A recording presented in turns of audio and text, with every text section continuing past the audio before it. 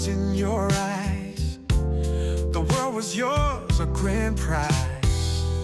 But then you met his hollow disguise. Now you're lost under gray skies. What happened to you? What happened? You had such potential, such potential. Now you're drifting through, just drifting. A fog that's existential, existential fog. You had the world in your hands, dreams as big as the sky. But you followed a hollow man. Now your fire has run dry. You can come home where hearts heal. Find the strength to start and to feel. In our arms your wounds will seal. Come back to what is real. That wannabe man took your life, turned your days into endless night.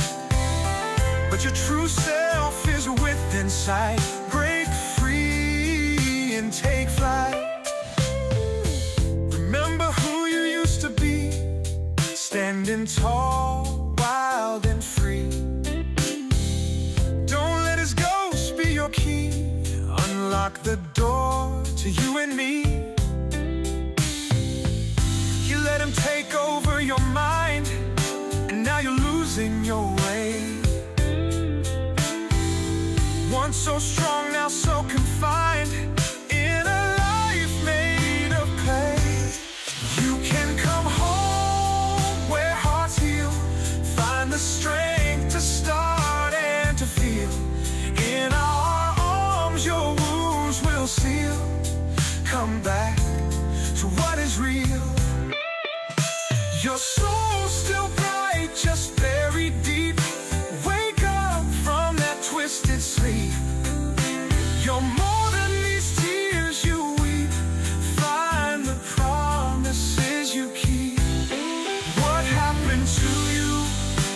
What happened? You had such potential, such potential. Now you're drifting through, just drifting. A fog that's existential, existential fog. But you can find your way back home to hearts that never let you go. It's never too late to reclaim your throne. We'll be here like the sunrise glow.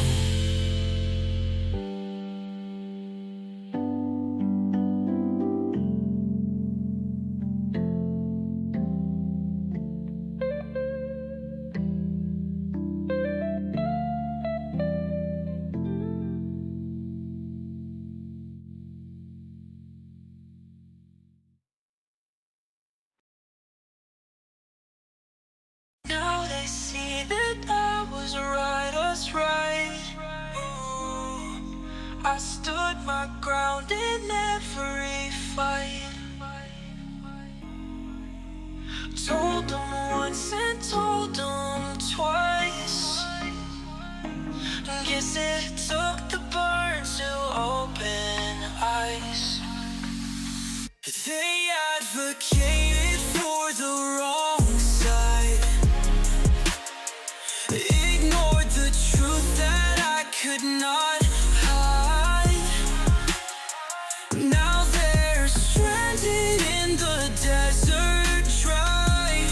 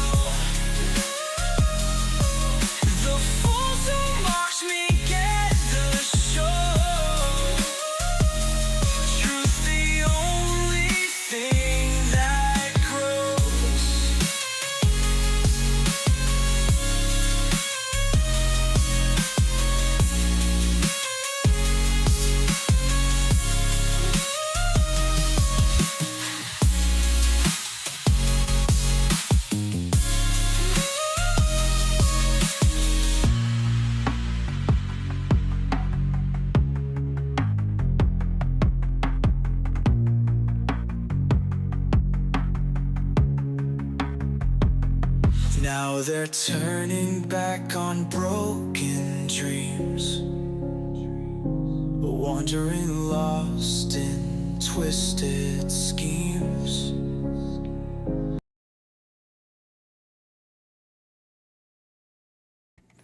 Good evening, good evening, good evening. How is everyone doing tonight? Hopefully everyone is doing well. You know what? Let me get my headphones in case we have any callers in tonight. Gotta be ready, gotta be ready. I don't like to have the echoes happening.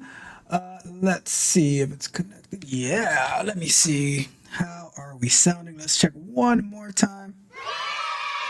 Nice. We are good to go. How's everyone doing tonight? Hopefully everyone is doing well. This is the Tech Q&A show. I am Tech Coach Ralph. We are engineered to win. How's your week going? Let me know in the chat. How is your week going? My week is so busy. I had a busy weekend, which translates into a busy week. I am trying to catch up. I'm running for my life right now. But guess what? We don't miss. We do not miss at all. Zero. Yes, zero bags fumbled. Let me know how the mic sounds as well. On the video that I had yesterday, I had some feedback that the sound was kind of off. I think I know why. I think I might have had that fixed. But let me know. Is it too loud? Do I need to lower it a bit? Let me know, and I will make the proper adjustments to that. But it is what it is. We make it work, and then we make it better. All right. So I'm gonna get into the agenda, then into the chat, and then to the questions, like we always do on Tuesday night. All right. So let's start off with our agenda for tonight. I just want to say a big shout out and thank you to all of the subscribers to the channel. Those who are new, those who have been with me for a very long time, those who watch from the clouds, those who are very active in the chat and on the comments and all the shows. I appreciate every single last one of you. I appreciate you.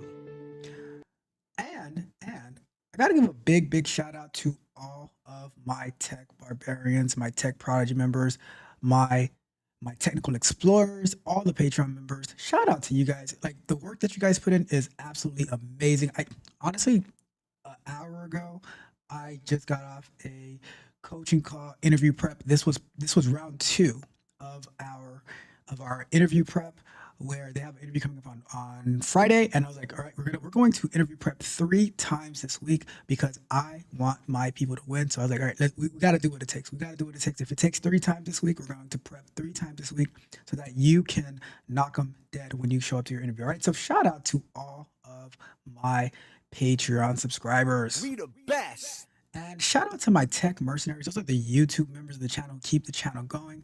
You guys, thank you so much. I appreciate the support. Let's get it. All right.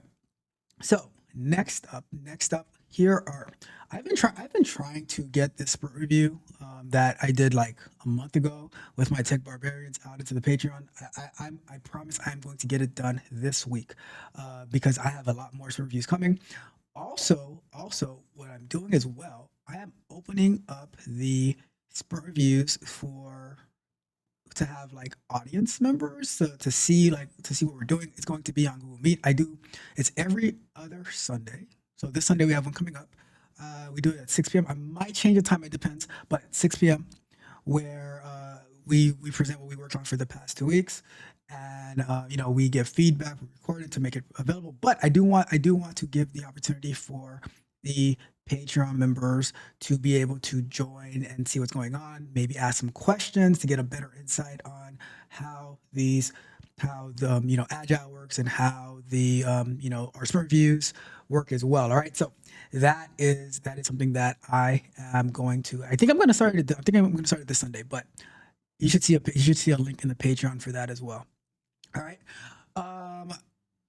And I am working on a Discord server for my Patreon members, my tiered Patreon members, where a space where we can collaborate, work together. If you're learning something, if you're maybe learning Python, maybe you're learning ethical hacking, whatever it is, for the Patreon members, you can join that Discord. And the way that it works, there's no link. It's automatically synced to your Patreon account. So you sync Discord to your Patreon account. If you're in my Patreon, it automatically puts you into the server, into the Discord server, and you will be able to participate in whatever is going on over there. You guys can learn together if you're learning. If you guys can create study groups and all that good stuff, so that you guys can, so that we can run it up together, right? That is the plan. That's what I'm working on. It's open, but it's still a work in progress, right? It's open, but I'm still working on it, getting new ideas and figuring out. I'm not a Discord expert by any means, but what I've seen with myself, once I get into it, once I start figuring it out, I just run it up from there, right? So that is some quick announcements for today. We're going to be going live tomorrow morning. We're going to be continuing working on our large language models course. I'm going to be continuing with the AI assistant workflow, all of that good stuff. You know how we do in the mornings. And then also going to be releasing a presentation that I just recorded about DeepSeek, about what all the fuss is about, my take on it. That's going to be tomorrow. So tune in at noon for that as well. All right. But those are all the announcements for now. Let me check the chat before we actually get into our show. Got to make sure everything is right, make sure the sound is right before we actually jump deeper into it. All right. But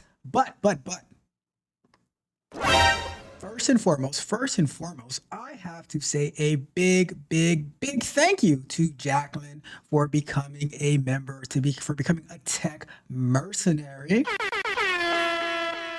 And Jacqueline, I saw your comment on one of the videos today. I didn't get a chance to respond to it yet, but I did see it, and thank you so much for that comment. I promise you I'm going to respond in great detail. Shout out to you. Congratulations on all of your success and all of the success to come as well. And Jacqueline also says hello. Hello to you as well. Happy to have you here. We got my guy, Chris Parks, in the building. What's up, Chris Parks? How are you doing? Hopefully you're doing well. Chris Parks, did you get your agency to fix that bug for me? All right, I'm just kidding. I'm just messing with you. We got the one, the only Roxy in the building. What's up, Roxy? How are you doing tonight? We got my guy, Me Masify, in the building. What's up, Me Masify? Hopefully you are doing well. I heard it is going to get really cold up there in Detroit. So please stay warm. All right, stay warm. All right. Let me see who else we got in the building. Who else we got? We got C Marshall in the building. What's up, C Marshall? C Marshall, shout out to you. Hopefully, let me know if you got my email with the booking information. Also, if your Discord is linked to your Patreon, you will be synced into the Discord server where we can work. We can work as a team, as a group, join the community, all that good stuff. All right. It says I am going in and out. Really? Am I really going in and out? I see everything looking good over here. All right. Hold on. Let me check what's going on here. Give me a second.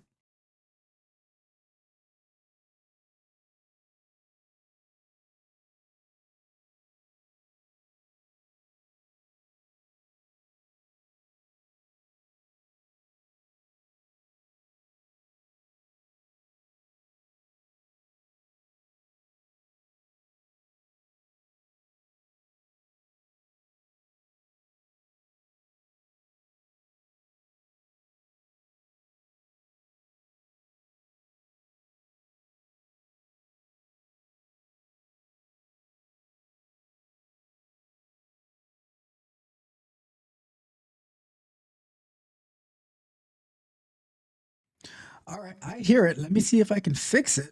Let me see what I can do. Let's see. What about if we switch Hello, hello, hello, hello, hello, hello, hello, hello.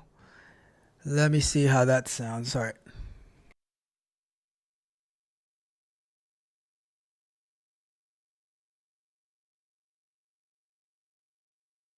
Sounds better to me. Let me know what you guys think. That sounds better to me.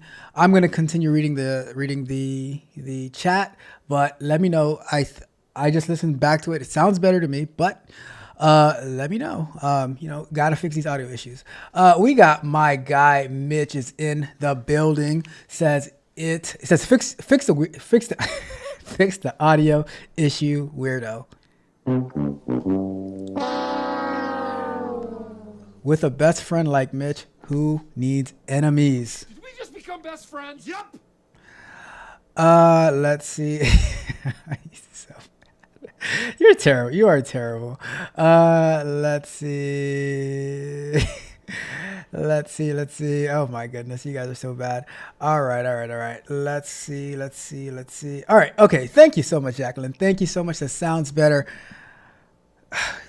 All this technology, and I can't even get a clean sounding stream,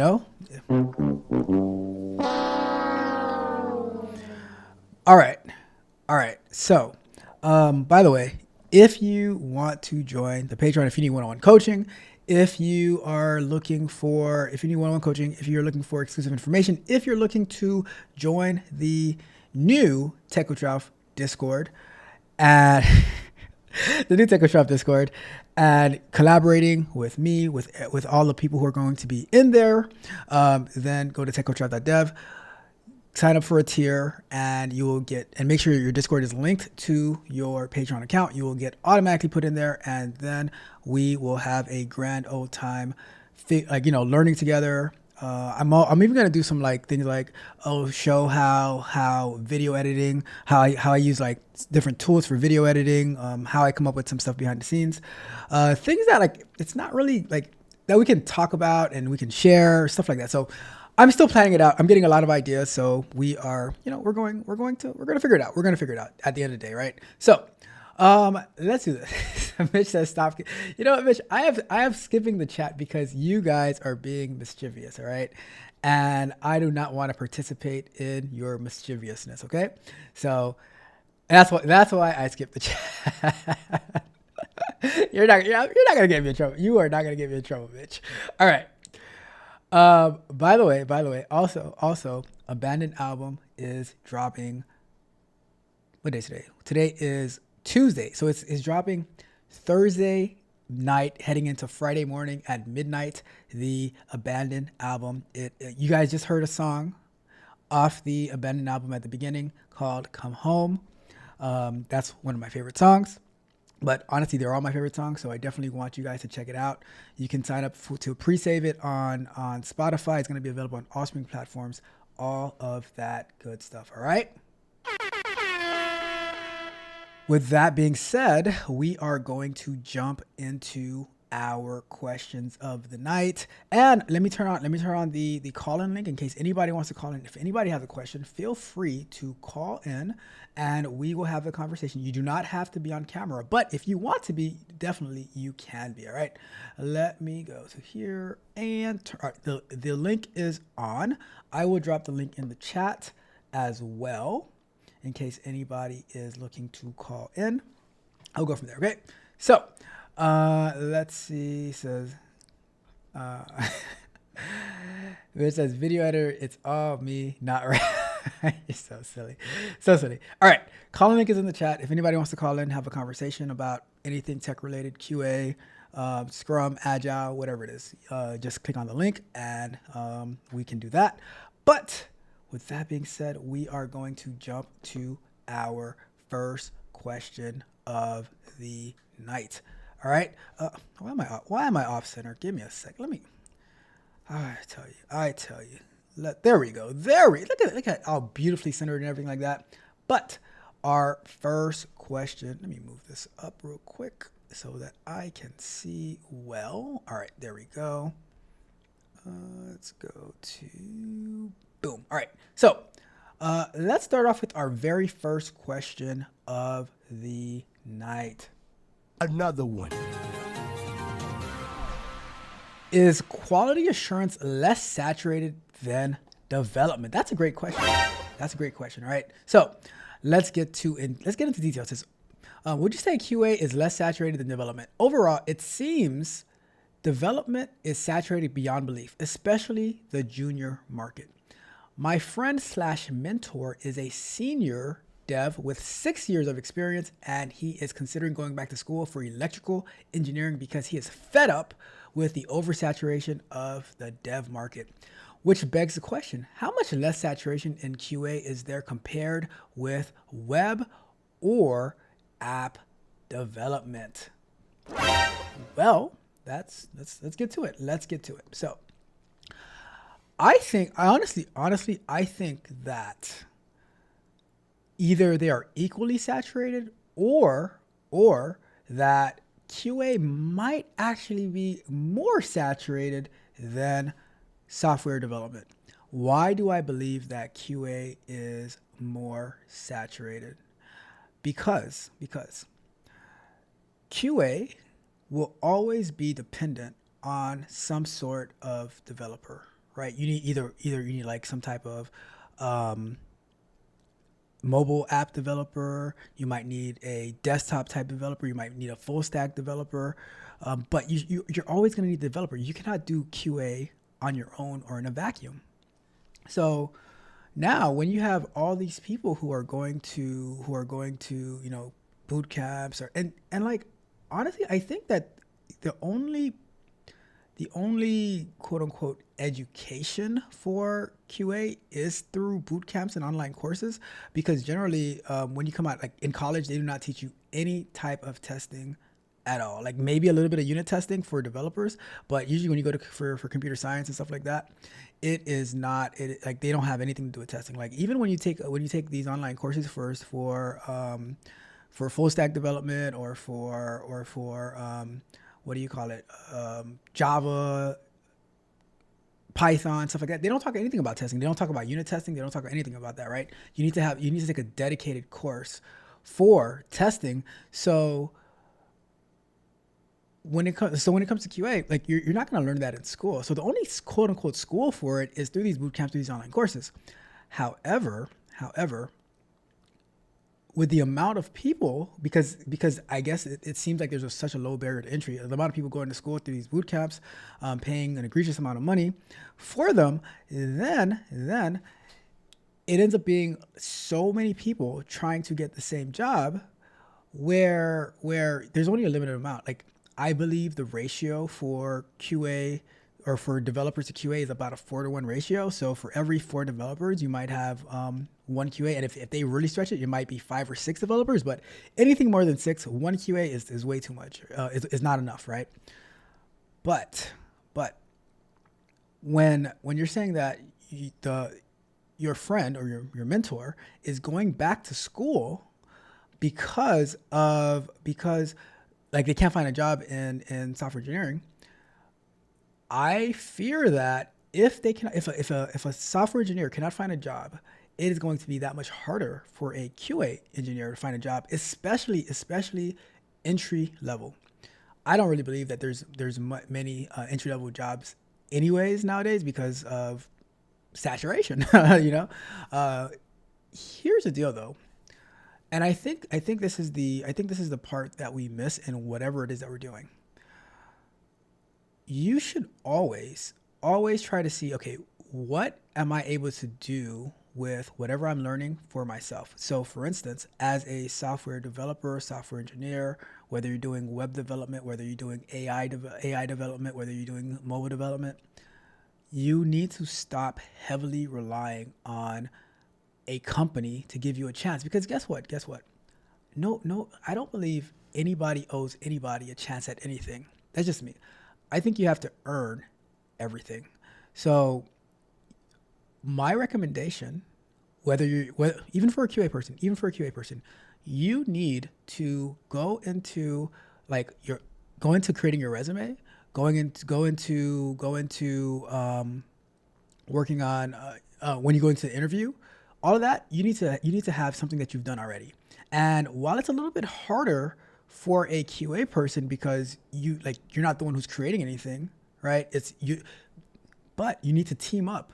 You need to team up with a software engineer who's building something where you can create your own agile workflow and you're giving feedback, you're testing something, and you have to put it out there. You have to put it out there into the atmosphere because you need to see other people using it, and all of that gives you talking points. When I'm doing my coaching with my tech barbarians and my tech prodigy members, we're like actually building something where it's out there on the internet, people can give feedback and stuff like that, so that they can have talking points. In the interview prep that I just did, I said, like, look, you are not giving enough of the things that you've accomplished. You're just answering the questions, but you're not giving actual feedback. Like, you're not bragging about yourself. And that's the biggest thing that you need to do. So I said, all right, for our Thursday call, you need to have a checklist of all the things that you need to mention that you've done when they ask you questions. Like, even if they're not asking you directly, you need to circle back and say, oh yeah, so in regards to a time that I found a major defect. So an example of how I write a defect report. When I when I was testing this API, I found this major flaw that there was no security, and it would have been very devastating if people were to find it. But and you just use those opportunities to brag about how awesome that you are, and that's for software development, that's for DevOps, that's for QA. You need to form a team if you have no experience to actually build that experience to have something to talk about. Companies now, they are requiring a lot because they're getting inundated with applications, and it's trying to filter through it. So that means you need to find ways to make yourself stand out from the rest. And that is one of the things that I'm trying to do with the Patreon, with the Discord. Because even if somebody's a technical explorer, you can join into the Patreon and you can work with other people trying to, like, all right, if you're learning Python, all right, what can we build together in Python? And while I might not be able to coach you one-on-one, I can still offer some insight. We can have some conversations and stuff like that. So that is my idea behind putting this Discord together. I was very, very reluctant to get it, but some people twisted my arms and my legs. They put me in a chokehold, and I was like, all right, fine. You got it. And so now we're going to work together. And so there is that environment available, but I really, really want it for that. People can work together into building stuff, and they can grow and level up in that way. All right. So that is my thoughts behind that. Those are my scattered thoughts behind this question. But ultimately, I do not think that QA is less saturated. I think it is just as saturated as development, or maybe in some cases even more saturated. All right. And it is so easy to have QA outsourced if you are trying to do like the minimal type of QA. So that's why I say, as soon as you learn QA, you learn that manual, that comprehensive QA, you also need to grow into automation, because if companies are looking, I have a conversation today, right? We're like, how can we incorporate AI into our QA workflows? So if we're already talking about AI and you haven't learned automation yet, you're late to the party, and you need to catch up, right? So, but all of that is available in the Patreon, Coaching 101, and now even in the Discord, where we can work together. You can team up with other people of like mind and run it up from there, right? So that is the answer. That is my long, convoluted answer to the question of yes, of no, that is not less saturated. All right, let's wrap that one up.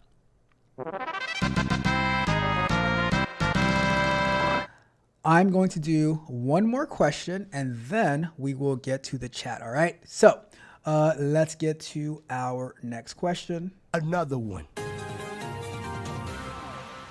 Well, carrying on, what are some alternative careers to quality assurance? So let me see what this question says exactly. It says, all right, I have more than 4 years of experience in QA. Every time the company has to do downsizing, QA are the first ones to go. This happened twice in 2 years, and it's been so hard finding a new QA job again.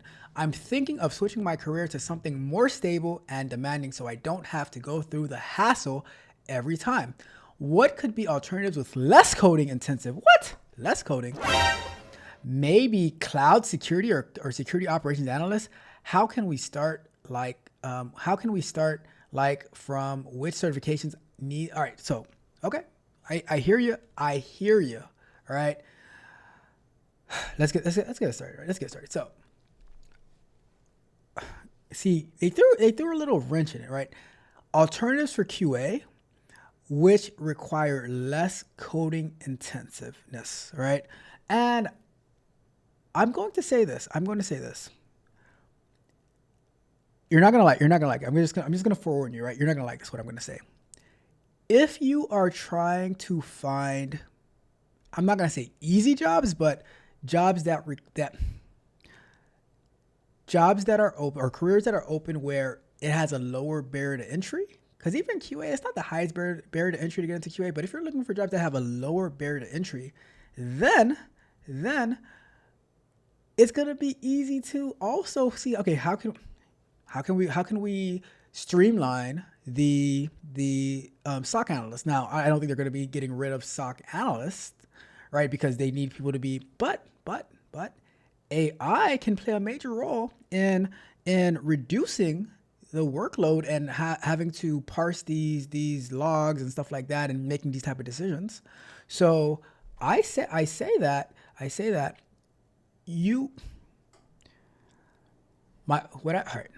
what I always tell people, you need to run towards the most complicated things to do because a lot of people aren't. People are not trying to do complicated things. So that means the world is your oyster, where when you start off slow. But as we see lower level jobs are being taken out for more complex jobs because they have AI. The vice president, JD Vance, he was just at the AI summit in France talking about how the United States is embracing AI, which told me that we need to embrace prompt engineering. We need to embrace AI engineering. We need to embrace large language models. We need to embrace DevOps for these data centers and stuff like that, because it's going to be all over. Like, we are going to be full of data centers, right? And we need to embrace that. And it's not trying to find, okay, how can I do easier work? Because if it's easier work, then that means a lot of other people are going to be gunning for it. See me, I love to go towards the most challenging things because I know that other people are not willing to challenge themselves in that way. And when there's less people in the market, then there's less competition. So it's a lot easier. Give you an example. In our jiu-jitsu competitions, right? The one that's coming up in March, next month. If I was in my 20s, right, there would probably be 100 people in my competition bracket, right? Because it goes from 18 or 17 all the way to 29, right? At my age, at 40 turning 41, there's like four people in there, right? So it's less competition. It's probably going to grow a little bit, but for me, when it comes to this tech stuff, I want to continue learning. I want to continue pushing myself so that I can separate myself from the crowd that's like, all right, we just want to do enough. We just want to do enough because I don't know. Why do people want to do enough? I can't really. There might be so many reasons why people just want to do enough. I say whatever it is that you go and you learn, right? That is just the first step. That's your kindergarten, your pre-K, and then you're like, okay, if I want to get into QA, I need to start thinking about automation now. I need to start thinking about automation. I need to start thinking about AI. How can AI enhance my workflow? And it's not just say AI do this for me. No, how can you build something with AI related to QA? So that it helps and enhances your reporting, how fast you guys can get to market. The goal for anything is how fast can we get to market. A lot of times, like, they're trying to downsize. If you are able to contribute to your company adding value, your chances of being downsized are less. The reason that in a lot of companies, QA is always the first to go, they're on the front lines of going, is because a lot of QA people, they just sit and wait for the developers to be done with something, and they just say, okay, I'm just gonna do this, and this, instead of getting involved from the very beginning, showing that they are more than just clicking a bunch of buttons. A lot of people think that QA is just clicking here, following these set of instructions. No, you have so much valuable insight that you can add as a QA engineer, but you need to get involved. You need to show the value that you bring, because if you're just sitting around waiting, then you're like, okay, the developers can do that. And that's what a lot of companies think, because QA does not jump in and say, all right, I'm going to do this, I'm going to do that. This is going to impact customers. Oh, did you guys think about this scenario? Can we automate this? Like right now at work, because I'm working on automating a whole new workflow that we didn't see a way to automate it. Now the developers, they're creating custom endpoints, custom API calls for me, so that I can better enhance our automation, so that we can be more confident in our testing. Like a lot of times, like QA is like, oh, can we do this? And they're like, they get overlooked because they're not showing the true value that they can bring. And for me, I'm always looking like, okay, what can we do? Where can we push it?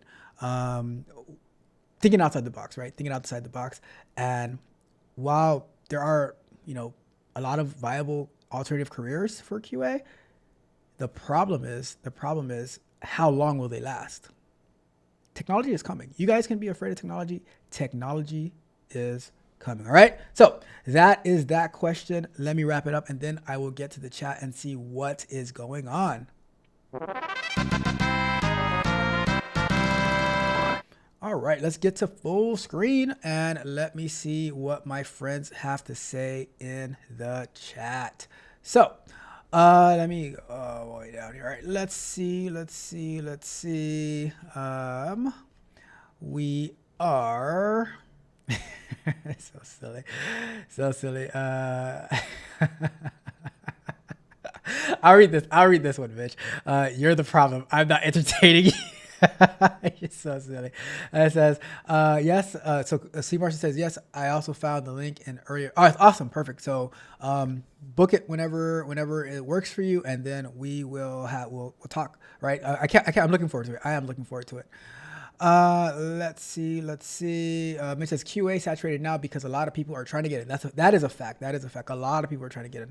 We got my guy Magnetar in the building. We got Reed Cyber Ready is here. What's up, Reed Cyber Ready? All right. Can I just call you by MB? I know. All right. It's terrible. I know MB. I know Reed Cyber Ready, right? But I was like, you know what? You should make your YouTube name like more towards what you're talking about. But I'm like, can I just call you MV? I gotta get my life together. I'm telling you. I am terrible. Let me see what it is. We got my guy AR Smitty in the building. What's up, AR Smitty?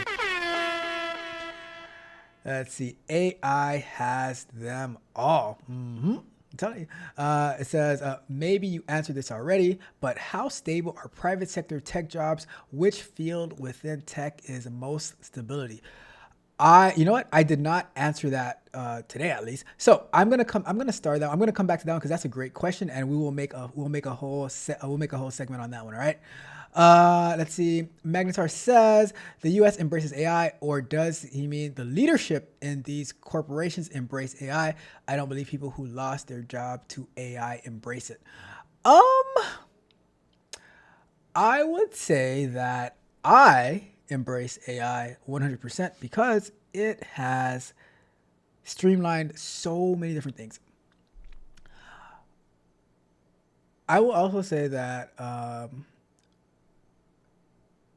you can't stay stagnant. You can never ever stay stagnant. And if you see there's a wave coming, you better grab a surfboard and ride that wave to as far as it's gonna take you, because the world is always changing. And if I would I would be unhappy if I lost my job to something, but I would be unhappy at myself for not adapting fast enough to catch that wave, you know? So I think we're all responsible for ourselves, and you know, so that's how I see it. Let me see. Microsoft says, I'd embrace AI in place of Congress. I will give you that one. It says, hey, now, would you like to become the congressman? That is a good one. That is a good one. Nightbot does work hard, Roxy. Like, always there, always there. Mitch says, where is my heart? See, at this point, Mitch, I don't even know who you're talking about anymore. How many, you know what, Mitch? Never mind. You know what? If I say this, Mitch is gonna say that I'm hating. I'm not even gonna do it. I'm not even gonna do it. Oh my god. It just doesn't flow for me. So I was like, all right, Envy, you know. Misread works. Misread works for me. All right, we'll go with misread. We will go with misread. And it says there are certain things about AI that I think are great. Other things I disagree with. Nothing is perfect. Nothing is perfect. And Mitch says to grow up. I tried, Mitch, but I got capped. I can only grow so far. I can only grow so much. All right. Okay. All right. So I'm going to answer Magnetar's question because that's a very good question. Let's dedicate 5 minutes to Magnetar's question because I do have some opinions on that. Let me go to here. And I will answer, I'll answer it from here. So without going to the split screen, we will go to this one. All right, so let me put up a 5 minutes on this one. Another one. So Mangsar asked, how stable are private sector tech jobs? Which field within tech has the most ability? So 2-part question. Let me start our timer on that one. And honestly, within the private sector, I would say that it depends. I was going to say it depends on the company's strength, but I don't believe anything is safe. I think the only place that jobs used to be safe was in the federal government. Because of like unions and laws and stuff like that. But in the private market, it is the wild, wild west.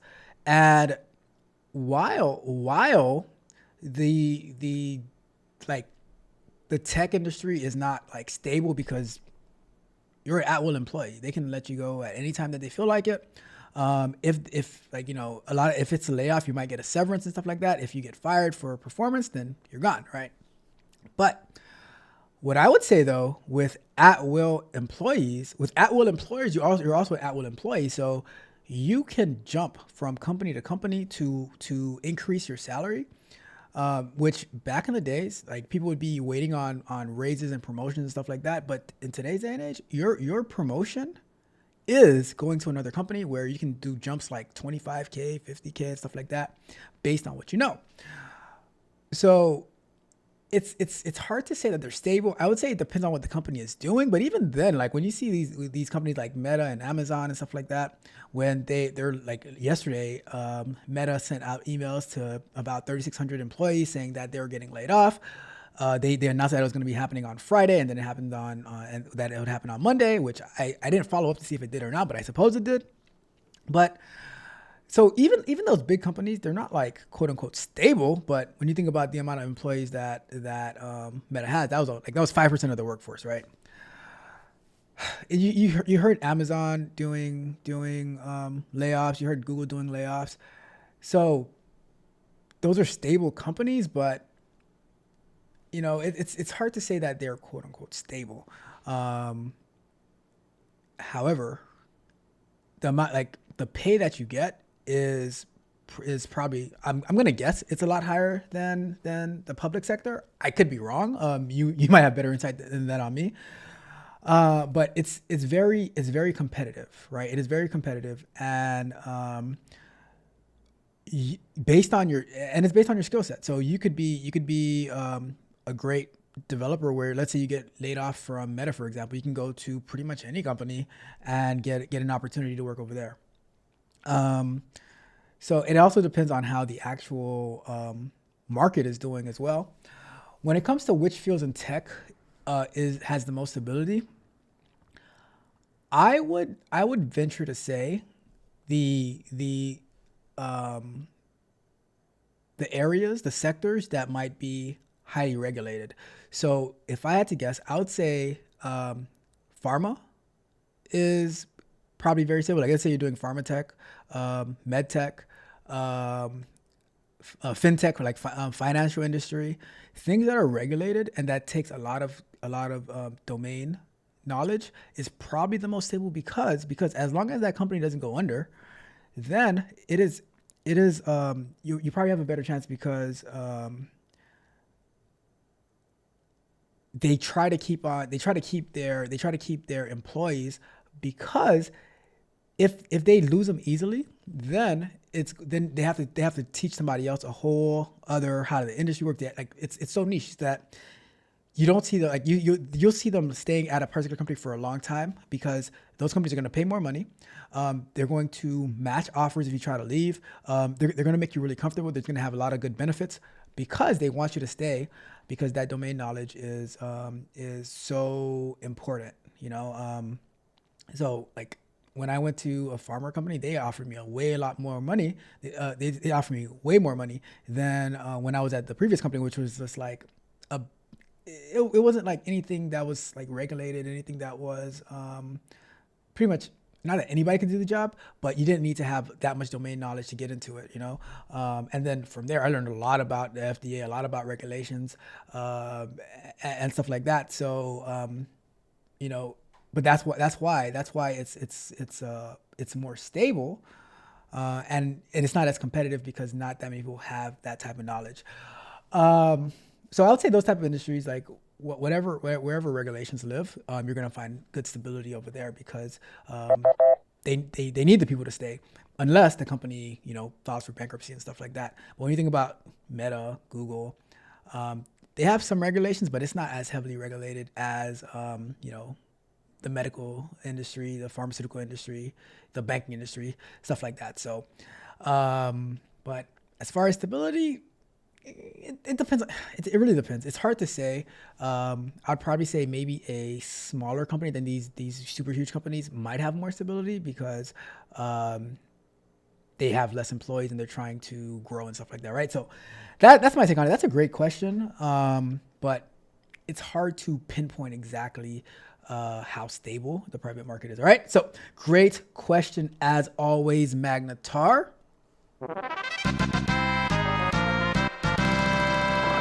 All right, so let's do one more question and then we will get back to the chat for tonight. All right, let's go over here and I'm going to switch screens and let's get to the next one.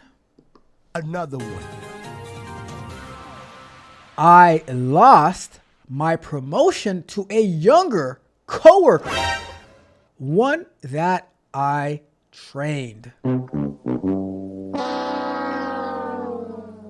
It sucks. That really sucks. All right. So it says, I've been waiting 3 weeks to hear back to see if I got this promotion. Immediately after my interview, which went really well, my boss privately messaged me saying, I think that went great. I accidentally walked in on my coworker's interview as she thought I left already and was doing it at her desk right next to mine. Bruh. Sounds like a little backstabbing action going over there. Okay, I see you, coworker. And it sounded like mine went way better. Okay, all right, brag on yourself a little bit. During my interview, I spoke until the last minute, and afterwards, everyone seemed to be treating me as though I got the job.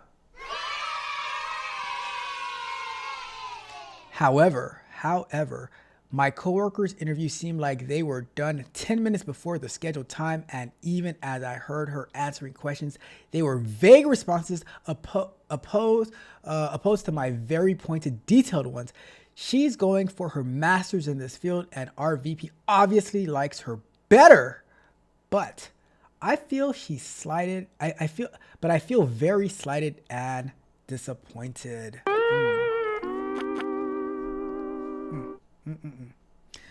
I've been working here much longer than she, and I've gone above and beyond for this company. To make matters worse, in my head, she lives with her parents and doesn't pay any rent. Meanwhile, I am living paycheck to paycheck. Okay. I don't have anything lined up, and this makes me want to quit on the spot without any notice. Oof. It seems like my VP kind of overrode my boss's decision, which a VP is allowed to do, and I'm stuck paying for it. This job pays minimum wage, essentially, plus some, well, at least you got benefits. At least you got benefits. It's reputable, so I want to stick it out until my lease is up so I can move and make a career change. But I'm frustrated because I've already trained her, and now I'll need to train her more for the position that I feel I should have gotten. To add to the frustration, there will be a new hire that I will have to train as well. Oh my God, talk about insult to industry. Oh my goodness, this deserves a. I hate it here. I want to go home. I've already trained 2 coworkers, 2, including her, and now it will be number 3. I've voiced in multiple meetings that I am financially struggling and would love to stay here, but it's clear this company couldn't care less about their employees, given it was built from slave labor. What? Oh my God, you're working for a company that was built from slave labor? Oh my goodness. And continues to abuse labor laws in other countries by outsourcing work. I just really need to vent, but I'm curious to hear any perspectives, as this just puts me in a horrible mood. Should I quit with notice, without notice, and just find another job? Not like I'm missing out on pay or anything. Okay, that's the question. That is the question. That is a deep one. A company built on slave labor? My God, what is going on here? All right, so let's start our timer for this question. Okay, so first and foremost, if you're living paycheck to paycheck, right? If you're living on your own paycheck to paycheck, you do not live at home with your mother and your father, or with your mother or your father, right? Then I would highly recommend that you do not, I repeat, you do not quit your job because your coworker whom you trained was either preferred over you, was chosen over you, or who knows what reason that the VP liked your coworker that you trained better than you, and now you have to train your new boss. Is that your new boss? you have to train your boss. What a load of what? Anyways, but if you're living paycheck to paycheck, right? Let this be a public service announcement. If you're living paycheck to paycheck, you need to get out of your emotions, and you need to not just get up and quit your job, because you will be. I'm in a bind, Nate. And it almost breaks my heart whenever I see somebody in a bind. Keyword being almost. So what I would recommend that you do is, other than join the Tech with Ralph Patreon, where you can level up your skills and work and collaborate with people in the Discord, right? I would say that you should set some goals. If you're unhappy at your job, right? Guess what? Nobody cares. if you were passed up for a promotion by somebody that you trained and your feelings are hurt, guess what? Nobody cares, right? I have some friends who are trying to make me be more compassionate in 2025, but apparently it is not working well because guess what? I don't care. You're working minimum wage, right? Meaning that you have so much more money that you could be making, but you're sitting here complaining and crying because you making minimum wage or was passed up for a job by somebody who is probably also making minimum wage. Where now that I'm thinking about it, how much is this promotion going to be paying? Like $2 more, $3 more? Like, okay, great, I guess. Like, we need to stop thinking small and like being so highly. Back in the days, you know what? When I started working, I was making like 10 cents above minimum wage. But guess what? I was 15 and a half years old. All right. And I never expected that. I never cared. I never thought about promotions when I was working at a park as a park attendant. I used to get the baseball field ready for the high school baseball games and the little league baseball games, and we would be hanging around, chilling and stuff like that, right? So my point is, right? You need to leave the mentality of, oh, I have to work this minimum wage job and grow. Use that minimum wage job for the time being to, not be homeless and get out of your emotions about the person that you trained getting promoted over you for who knows what reason. Maybe they thought that you spoke too damn much in your interview, right? Maybe they said, you know what, we need a supervisor, a manager, a shift leader, a team lead, whatever the role was, who can be concise. Because maybe they were hungry and wanted to go home, and you just kept on talking like we still have to interview her, but this guy won't shut the hell up, or this lady won't shut the hell up. So there could be a plethora of reasons on why you got passed up for the promotion to the person that you trained, and now you have to train her, and you have to train the new person as well. But my suggestion to you is stop depending on a minimum wage job to be your life, right? Back in the days, your only option was either going into a trade, which is still an option today, or going to college. Now with the likes of Coursera, Udemy, you can, for like 10 to 20 bucks, right? Ask anybody in the chat that I told, hey, go get this course on Udemy, how much they paid for it. For a full Python course, a full cybersecurity course, a full DevOps course, how much did they pay for it? On Udemy, like $10, $20. And now they're learning Python, they're learning how to do DevOps, all this type of stuff. So nobody, and this is why I do not feel sorry for anybody. This is why I do not have compassion in 2025, because there are so many options that people have. So many options that people have to learn, to work together. And just because you go and take a course, it does not mean that you're going to get a job tomorrow, but it teaches you something. It forces you to dedicate the time to learn something. And if you end up liking it, then you can probably go to school for it and, maybe go to a community college, maybe go to a 4-year college, whatever the case may be. But if you're going to be complaining about somebody getting promoted over you, it happens every day. And I am not here. I'm not going to be here feeling sorry because the person that you trained, maybe the person that you trained does a better job. Maybe they do a better job than you.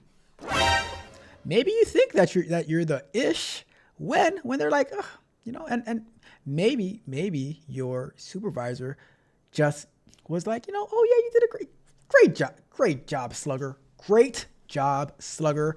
And then the VP was like, I want that person. So maybe I don't know. We'll see. But I would say that you should never, ever depend on a company, especially a company that is paying you minimum wage, to be your end all be all. You need to level up. You need to learn, get a trade, learn something in STEM, you need to join get coaching from Tech Coach Ralph, join the Patreon, join the Discord, and collaborate with people who are also leveling up as well. All right. With that being said, I am going to wrap that question up. All right, let's go to the chat to see what's going on. I'm curious to see I want to know what you guys are gonna think about that answer. I want to know what you guys are gonna think about that answer, because not everybody will like that answer, but that's just how I feel about it, right? I'm like, never depend on minimum wage, right? Never depend on minimum wage. All right, let me see what we got in the chat. Let's see.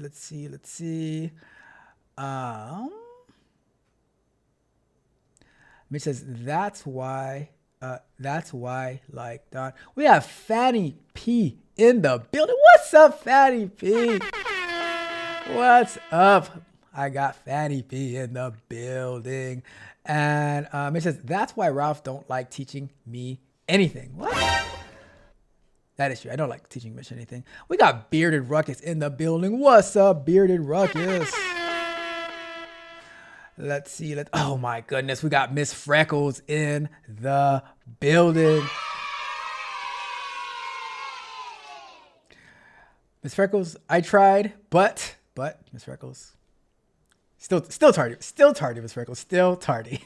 Beard Records says Ralph is speaking facts. At least somebody thinks so. At least somebody thinks so. Remember, Abandon drops on Valentine's Day, midnight. It's going to be absolute fire, so you definitely want to go check that out. Miss Freckles says, no compassion, all of 2020. See, there you go. Miss Freckles is on my side now. By the way, I forgot to mention this. My cousin, who suffered a accident early last year, she is a system engineer, and she is conducting some research to better inform people on traumatic brain injuries, TBI. So she has created this questionnaire that if you would be kind enough to click on that link and fill out the form so that she can get some more data. She's thinking about doing a podcast on educating and helping people who have suffered a traumatic brain injury, as well as people who know somebody who has suffered a traumatic brain injury. So please do me a favor. Take the survey, fill out the questionnaire to help her get more data and more research, because that would be very, very helpful, and I would really, really appreciate it. This is my cousin from pretty much knew her since out of the womb, just about 3 years younger than me. Pretty much my sister, right? So please help her out with her research. Fill out the form, all right? Let's see. Magna says, I would prepare the resume and obtain a new job with another company and put 2 weeks notice in ASAP. I agree with you, Magnetar, but this is going to be so bad. I shouldn't say this. Chances are, if somebody who's working minimum wage puts in their 2 weeks notice, they'll probably tell them, it's okay. It's okay. You can just go. Oh my God. Did I just say that? Oh my God. I'm sorry.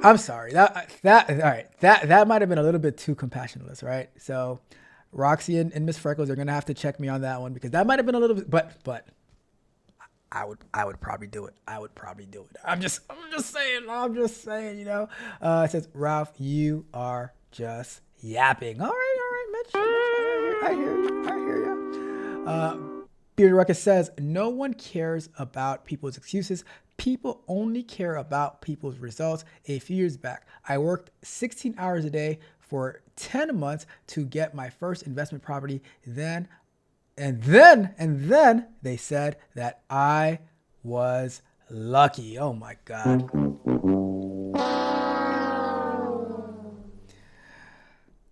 And you know what I have to say to that, Bearded Ruckus? Who cares? Like, people because they don't see the work that you put in. They don't see how early you wake up, how late you go to sleep. They just see the result. Like, oh, he he got lucky that he got that property. But how about all the hours you worked to save the money for whether you paid it off cash or down payment, whatever it would be, right? But they just want to hate. And you know what? You know what I say? Let them hate. Let them hate, you know, because guess what? You're winning and they are on the outside looking in.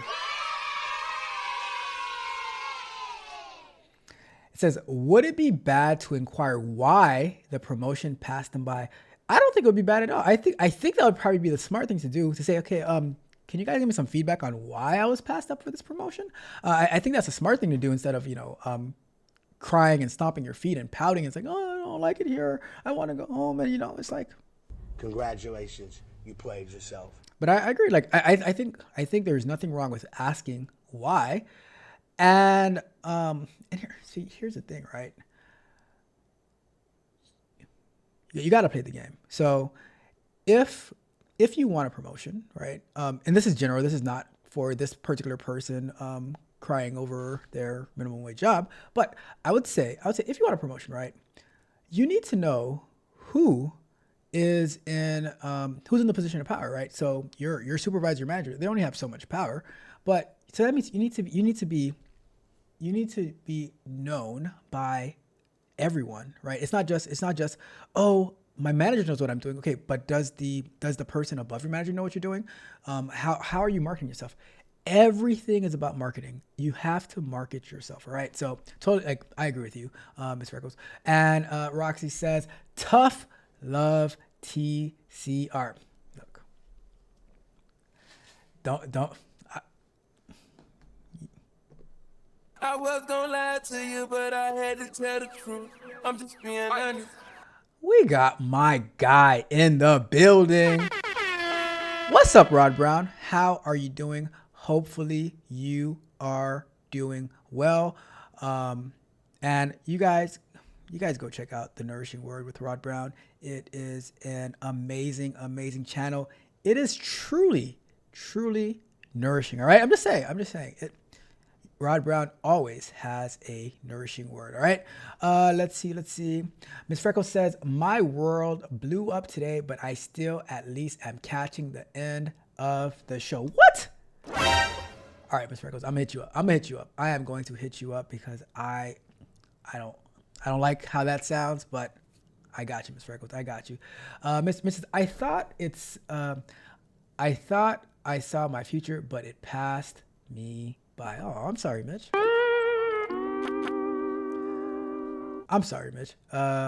Says, Mitch, you're engaged to IT?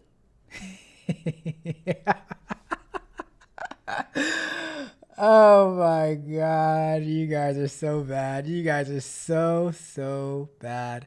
Let's see. It says you're being.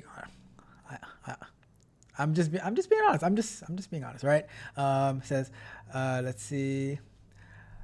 I told too much truth today. Lives are changed forever. Oh my goodness, what's going on? What is going on over there? All right. Let's see.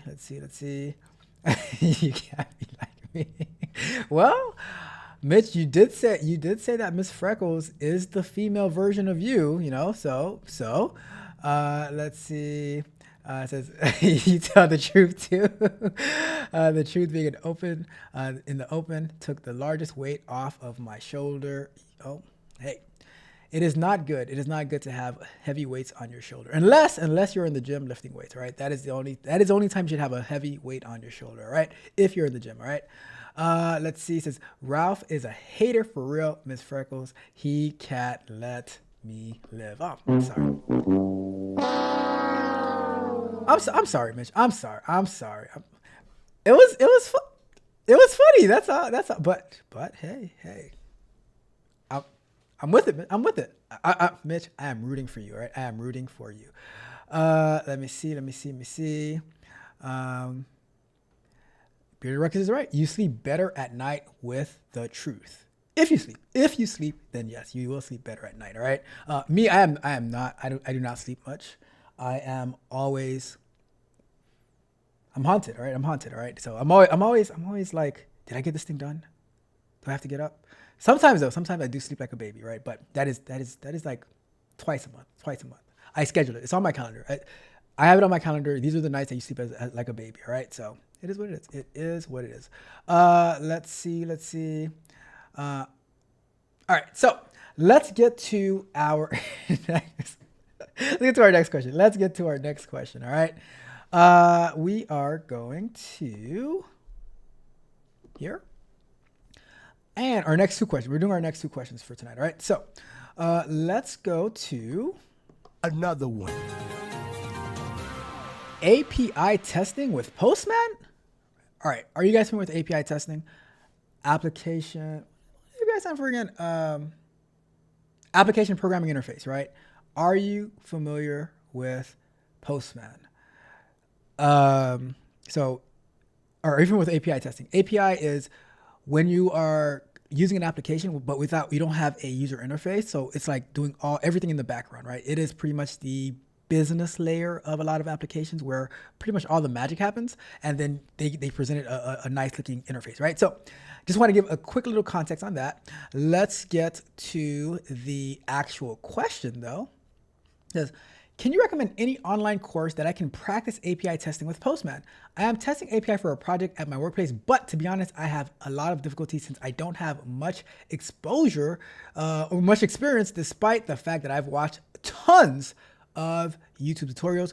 One big problem is that I'm not sure if it's a bug or not. When I talk to the dev, they often say it's not a bug. I cannot ask the test lead for any bug I found, so I really need to strengthen my knowledge on this. Please. All right. So that is a great question. Let's get to it. So you can find pretty much anything online on Udemy. There's like, I took a API course on Udemy back in like 2016 on how to actually test APIs. The thing is with Postman is just a tool. So, and pretty much any API course is going to have you use Postman, but they might have you use, what is the name of that other tool? Insomnia. They might have you use, I use Talend like for quick testing within Chrome browser, but Postman is a very strong tool. I think you have a bigger issue though, right? I think you have a bigger issue. Outside of the API testing itself, I don't think you have confidence in QA.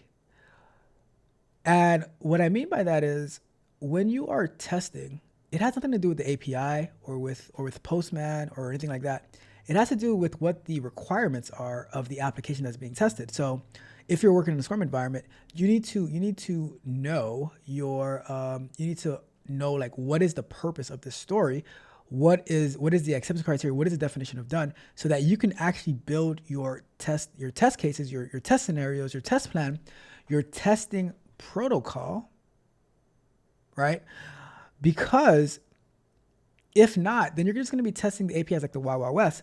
And when I was saying earlier about QAs adding value to the team, to the project, is you need to be able to ask these questions like, okay, what if this happens? What if that happens? And that has to be documented into the acceptance criteria, into the requirements, so that the developers can't tell you that something is a bug, something's not a bug. Honestly,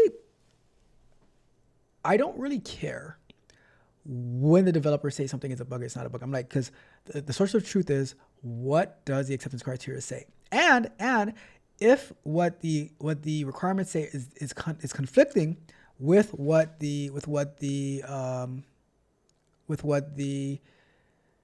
developer is saying, then I'm going to trust in the requirements. Now we can have a conversation with the product owner, with the product manager, with the project manager to say, okay, look, I think this is a problem based on what you have in this documentation here. The developer says that this is not a problem based on what's in the documentation. Can you clarify what it should be? And if it is not what is in the documentation, then we need to update the documentation to properly reflect that. Because at the end of the day, if you say, okay, well, the developer said it's not an issue, and now you go with that, and then they say, well, but this is your fault because you're responsible for testing, and in the documentation it says that it says that this is how it's supposed to work. So you overlooked it, and now we have issues. We have issues.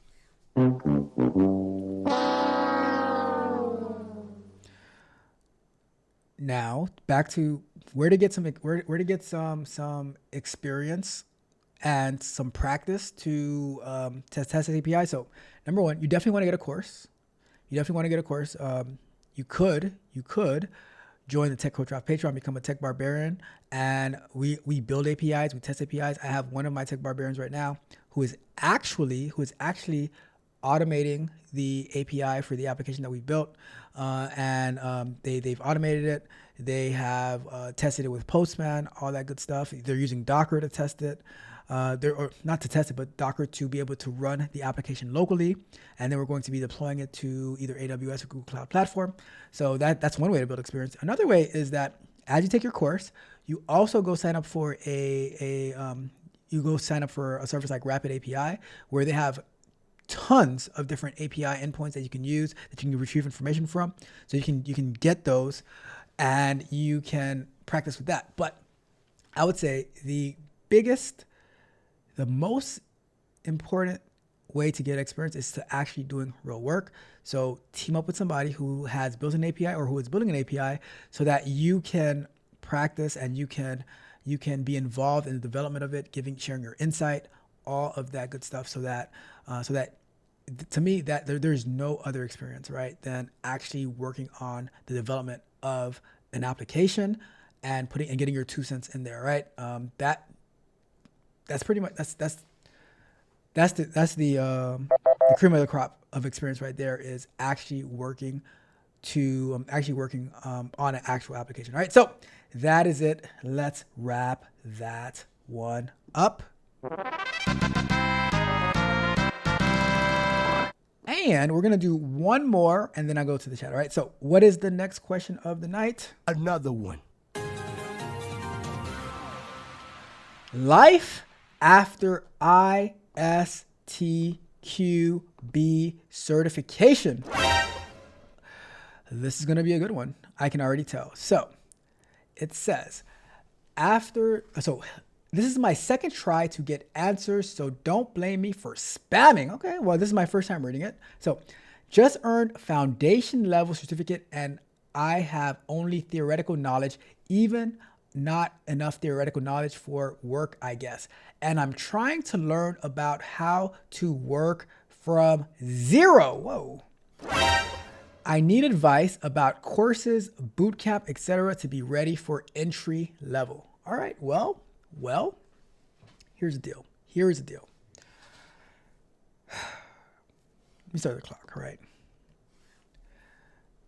This is why I say that the ISTQB certification is a waste of time, money, and effort if you do not already have thorough experience in QA already. Now, they will tell you that, oh, this will help you get a job. Well, apparently what this person just said is they do not know anything. They only know how to pass a useless test, right? I'm just saying.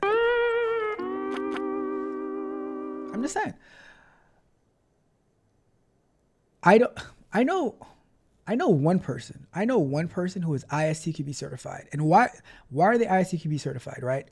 This person, a really, really, really good friend of mine, they are a QA manager, and they got certified for their company, which has a lot of government contracts, because the government, yes, our government wanted the ISTQB certification because they don't know about QA and stuff like that. So they're like, oh, you know what? It's a certification. Let's get it, right? So they required the company to get it. And do they use it? Absolutely not. It means absolutely nothing to her, right? So I say, unless you need it for a particular reason, then do not come. So what do you do now? Now that you have a certification that is not serving you anything, right? So what I say that you have to do is find a group of people who are building an application and learn. Like, if you can learn whatever it is that you're learning in tandem with building something, the same way as I'm learning the large language models in the mornings, I'm also building my content creation AI assistant. And this is like one of the best things that I've built in a while, because I use it every single day. Whenever, like, and the way that I prompted it to create my titles, it's perfect for me, right? So it's working great. So that's why I'm like, you need, like, whatever it is you're doing, you need to actually get hands-on experience. When I have somebody learning Python, I'm like, all right, it's great that you're learning Python. You're going through the course. You're following exactly what they're saying. What is the actual project that you have in mind so that it's going to stick to you?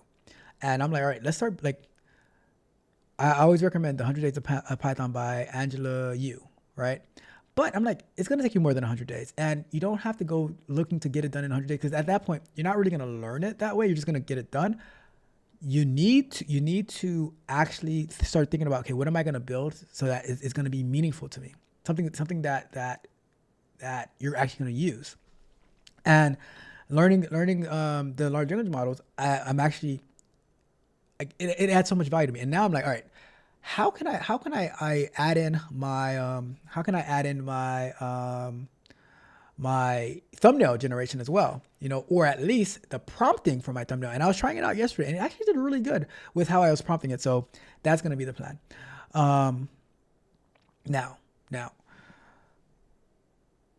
maybe you need to take a Udemy course for QA. There's a bunch of them out there. You're going to have to learn what I call comprehensive QA, which people refer to as manual QA, but I call it comprehensive QA. That's teaching you about smoke testing, beta testing, regression testing, retesting, unit testing, functional testing, integration testing, all that good stuff, right? If you got certified and you don't know that, then your certification is absolutely meaningless. It's trash. As my best friend Mitch would say, that it is trash, right? Certifications without skill or knowledge, to me, are meaningless. I'm happy that you were able to pass the test. Can you do the job? Because guess what? When you go for that interview, they're like, okay, fine. You made it to the door because you got your certification. Once you go to that interview and they ask you to do something and you can't answer the question, you're out. Cool. Great job. Great. I'm happy. You know what? I love that for you, that you passed the test. I love that for you. And then they're like, these people, they make this test so like you're trying to get a top security clearance, right? Oh, they're monitoring you on the camera. I'm like, this test is stupid. Like, I think it's dumb. And that's why I'm like, if there's a reason for it, but I've never asked anybody that I've interviewed, do you have an ISTQB certification? I've never asked. I never cared, because I want to see, how is your automation code?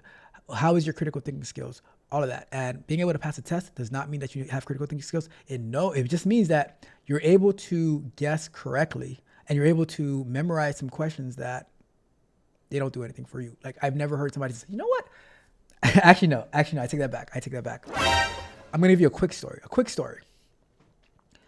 When I started the channel, I joined this Discord that was about QA, right? And I was like, you know what? Let me ask a question. Let me ask you guys an interview question. I said, all right. And I'll give you the same question. I said, let's say, this is a pretty typical QA question. I said, let's say, and you guys can answer this in the chat, right? But let's say that you're working on a feature, and they say that the minimum value that this field takes is 10, and the maximum that it takes is 50. What would be your input values to test this feature, right? So what am I asking for? I'm asking for numbers, right? I'm asking for numbers. I got a paragraph. I got a book report about something that they learned in the ISCQB about the theory of relativity and how gravity moves left and right and how everything that goes up must come down unless you're in space. And then it's like this whole thing. And I'm like, okay. And they're going on and on and on and on. And I'm like, okay. And then I'm like, okay, great. So what's the answer? Like after 15 minutes, I'm like, okay, so what's the answer? And then they were wrong. I'm like, what the?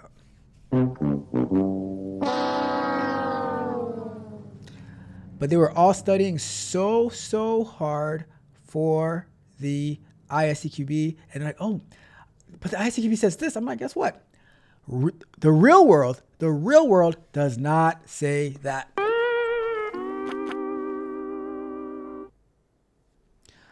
So once they finished, like, so I'm all right. So what is the actual answer? They started like giving me all the types of answers and stuff like that. Somebody got really close to it, but the answer was there's a couple of answers, right? You would test 9, because that should give you an error. You should test 10, because that would be right. That would give you a valid scenario. You should test 50, because that would be a valid scenario, and you should test 51. At minimum, and then you could throw in a number in the middle or whatever, like anything in between that. But at minimum, you'd be testing those, because 51 should give you error, 9 should give you error because they should not be accepted, but 10 and 50 should be accepted because that they are within the boundary. That's called boundary testing. It was a very, very simple question, and they read me the riot act. I'm like, what do you? Okay, I'm like, all right. Put down the certification material. Put it down, step away. How about we do some real work? So that was that. All right, I think that is the end of that question. I know I went over, but I just had to share that story because I will always remember that. I asked for numbers. I got a whole book report. I got a whole book report. I got a whole book report. Let's wrap that one. Let's wrap that one up.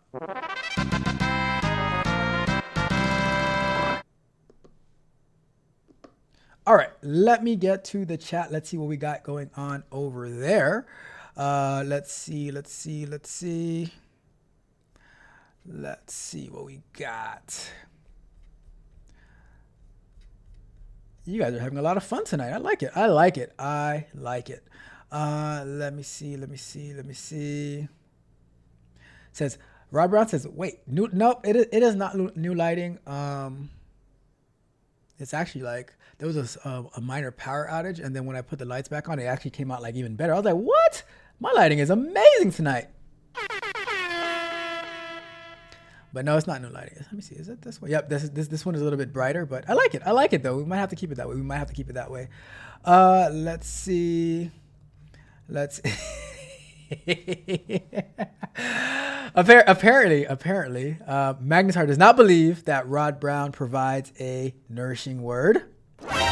Look, whenever it comes to Magnetar, God is still working on Rod Brown, right? God is still working on Rod Brown. You see what I mean? Look at that. Oh, Rod Brown. Oh, you see? Let's see. It says, I was actually off getting my new living arrangements together. Shout out to my guy, Magnetar, moving all across the country.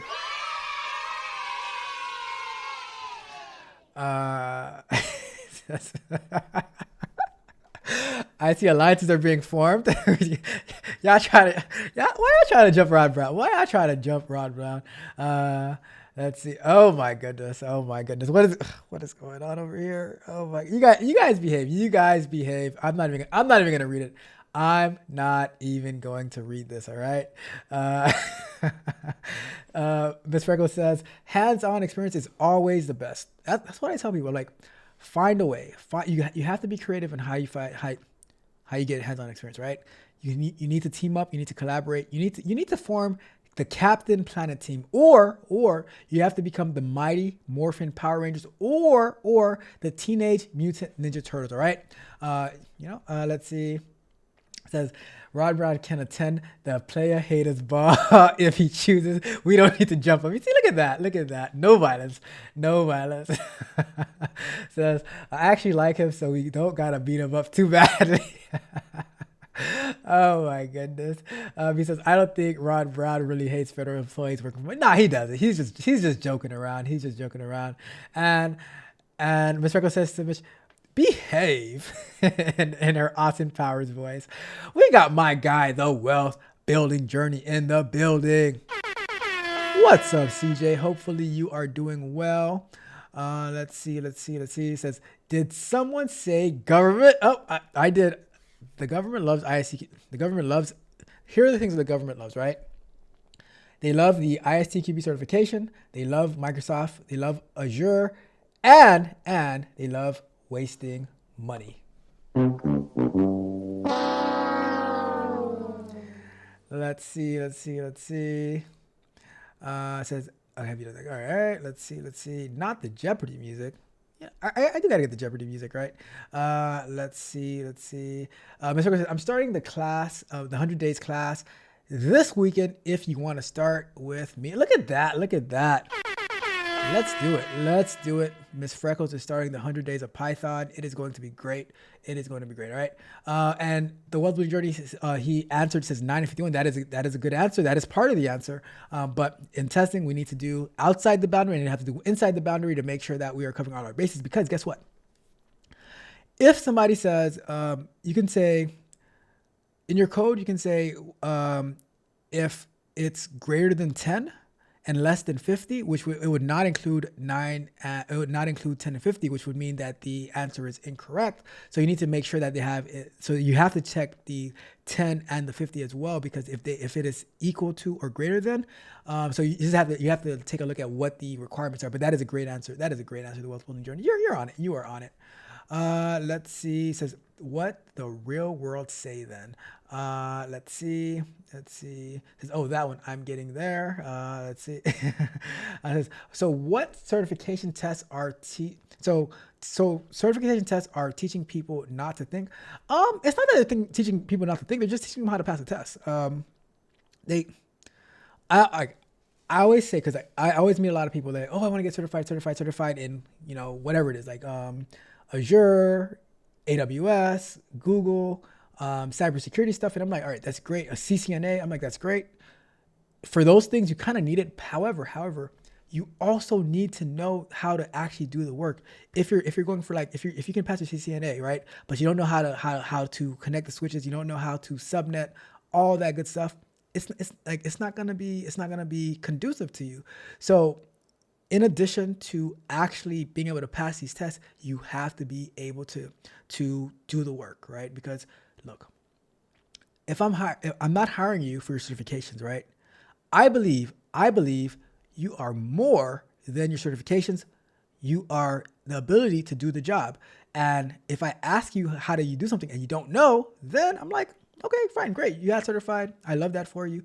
But I cannot work with you.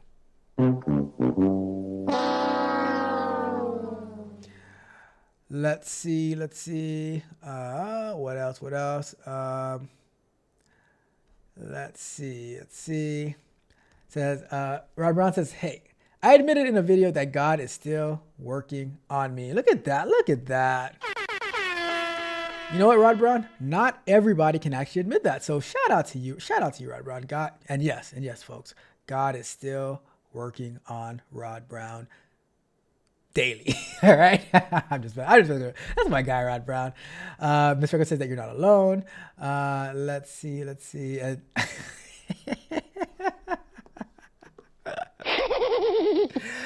Miss Freckles says, Mitch, don't make me treat you like Helga from Hey Arnold. My goodness. That's it. And Mitch says, girls only do that when they like you. That was actually one of my favorite cartoons. Look at that. Let's see.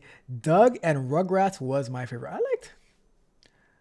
I did like Rugrats. I did like Doug too. Yep. I agree with you, Rod Brown. I agree.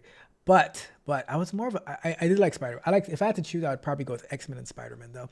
But if we're talking about Nickelodeon, then yes, Doug and Rugrats were at the top of the list. It says, what was the lady's name for the 100 Days of Python Booker course? It is Angela Yu. And it's on Udemy, 100 Days of Python. I think her company or whatever she calls it, it's like App Brewery. But yeah, let's see. Let me see. Yes, there's our classics. It says, y'all ever watch Recess? What's Recess? What's Recess? Yes, Roxy got it. Angela Yu. Roxy is going through the course herself. Let's see. AR Smitty, what's up? What's up? And Robert says, yes, all those cartoons are my childhood favorites. Let's see. Spider-Man and X-Men. Ralph always out of the loop. Party over. Bruh. And what is Recess? Can somebody share with me what is that a cartoon? Is that a TV show? What is Recess? I don't know. I just honestly want to go and finish watching Chicago PD episode. You know what?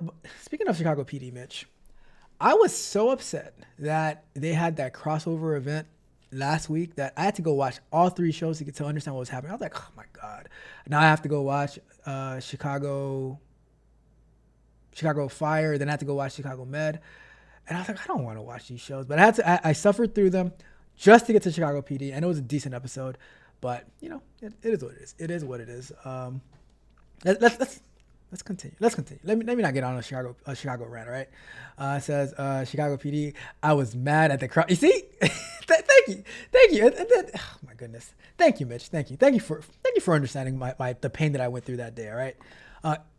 And to add insult to injury, I was so tired that night that I didn't even get to finish watching the Chicago PD. So I had to watch the first 2 just to make it to a quarter of the way through Chicago PD to get to that one. I digress. Let's continue.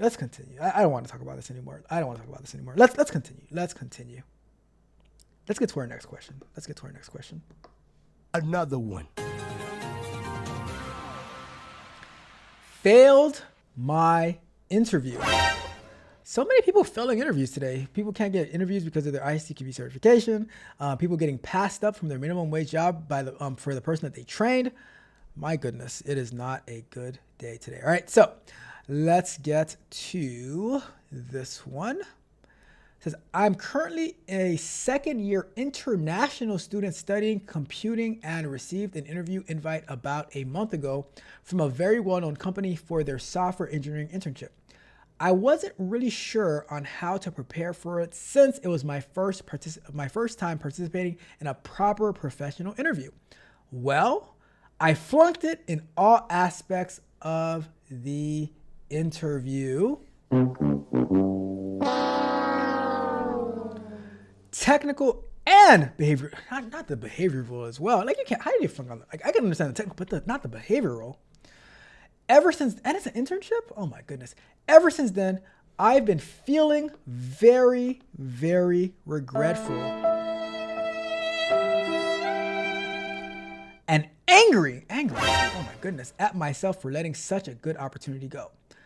I said, I know that it's my fault for not preparing well or even overthinking about the interview. However, I can't seem to move past it and feel pissed at myself, especially since it's already so hard to get an internship that one interview was like a saving grace.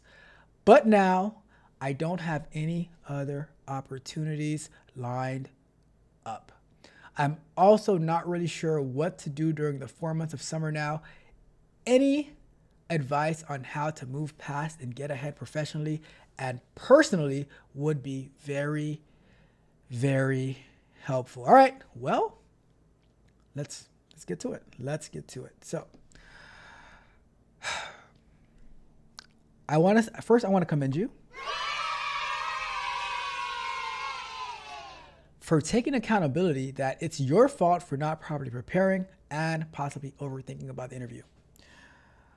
I will give you some grace, just a tad bit of grace, that being somebody in college, international student who's trying to get your first interview for an internship and it did not go well, it happens. It happens, especially for your first time interviewing, okay? However, you should always do research on the company that you're applying for. You have to study the job description. You have to study the job description. When I'm doing interview prep, my tech barbarians, my tech project members. I'm like, all right, what is the job?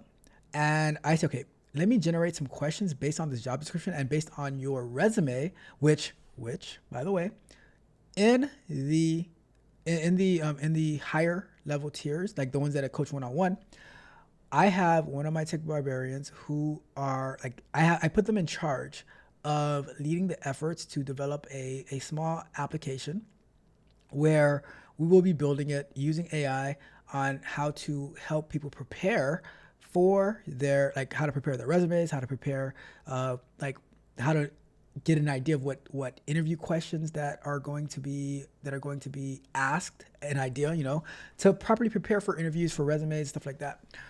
Because number one, that gives us the opportunity to build another app that they can market for themselves, saying this is the role that I played, the role of a product owner, of a QA engineer, of automation and stuff like that, and helping like whoever who's on the team build their development skills, their testing skills, their business analyst skills, all that good stuff, right? So giving opportunities to grow and level up in that way. But you should always find a way to, you could easily have one of your classmates, a friend, whoever, say, all right, can you help me prepare for this interview? Because I really need it. I need this internship. I need to build some experience. Because if not, then I don't know what I'm going to do with myself over the summer, right? It's going to be a long, hot summer if I do not get this job. Now, a lot of times we think that our interviews are the worst thing ever, where I think they're in between. They're not the greatest, but they're not the worst, we can be very hard on ourselves, and you might have not gotten it for a variety of reasons, right? I would say this, like if you do not get any opportunity for an internship over the summer, you need to dedicate yourself this summer to collaborating with other people who may have not gotten an interview, who may have not gotten an internship over the summer, and you build something with them. I am a firm believer in creating your own internship. You have to create your own internships, because guess what? There is no company obligated to giving you a job, an internship, an opportunity, nothing. And you never know. The application that you build with whoever you team up with, it might blow up. It might be something huge. It might be something very, very valuable that you're adding into the world. So, and that's why if you come to this channel, you see how many different things that we work on over here, from learning ethical hacking. I already know Python, but we're gonna get to a point in the course where we're gonna have to be using our Python, and that's why I tell you guys now, right?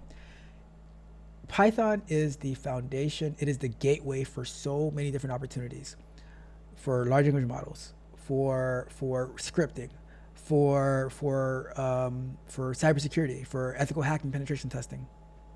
The foundation, like it's a lot of these things are built off of Python. So that's why I always recommend that people go and learn Python. But I think that if a company is not giving you an opportunity, which they don't have to, it is imperative that you would go and build your own stuff. You said that it was a software engineering internship, right? I think it would be very valuable for you to get it. But let me ask you a question. What have you built? What have you built?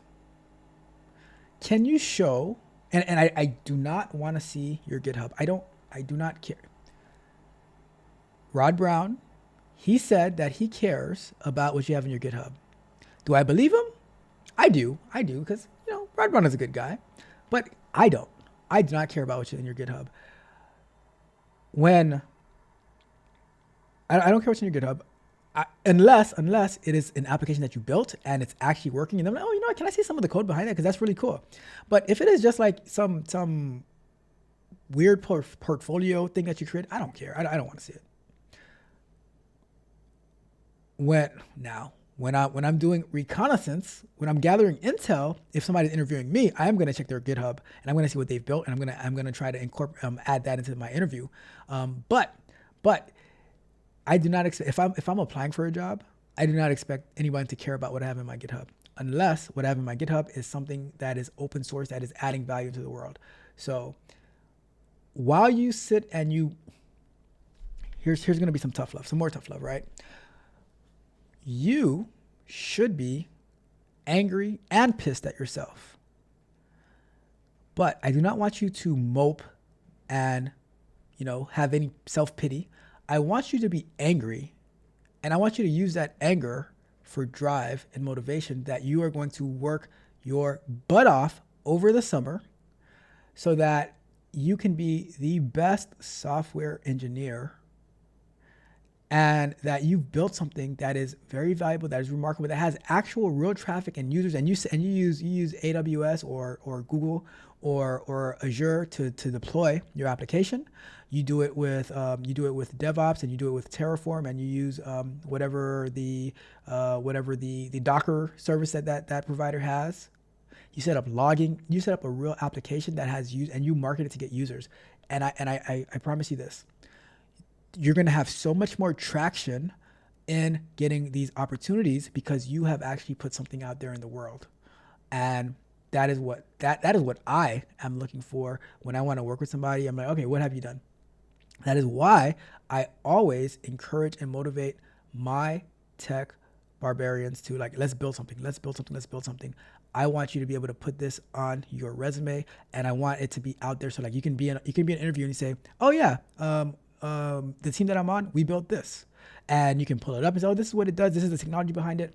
All these talking points. All right. So, and you can sign up for the Patreon. You can join the Discord, and you can meet other people who are also looking to build their experience, to build their true living portfolio. All right. So techcoach.dev, you see it right there.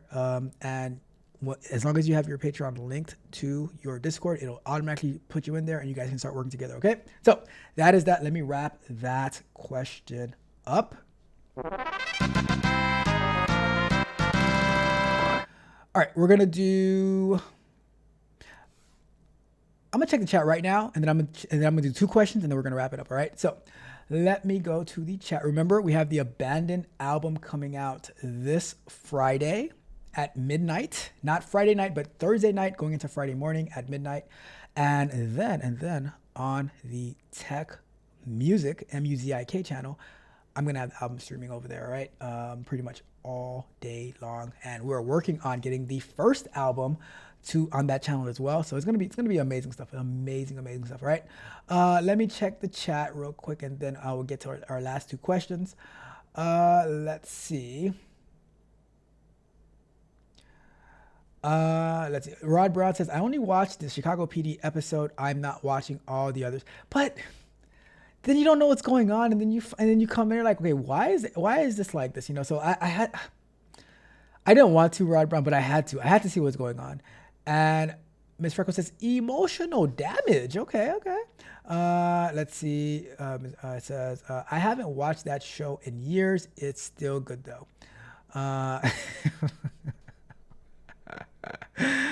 Oh my goodness. The Wealth Journey says, gotta do better at interviewing. Interviewing is a art and a skill in itself. Having a good resume, that's a skill set. Having knowing how to perform in an interview, that's another skill set. Let's see. Mr. Circle says, I've just said I've been telling the truth all day. Give me a break, folks. You see it?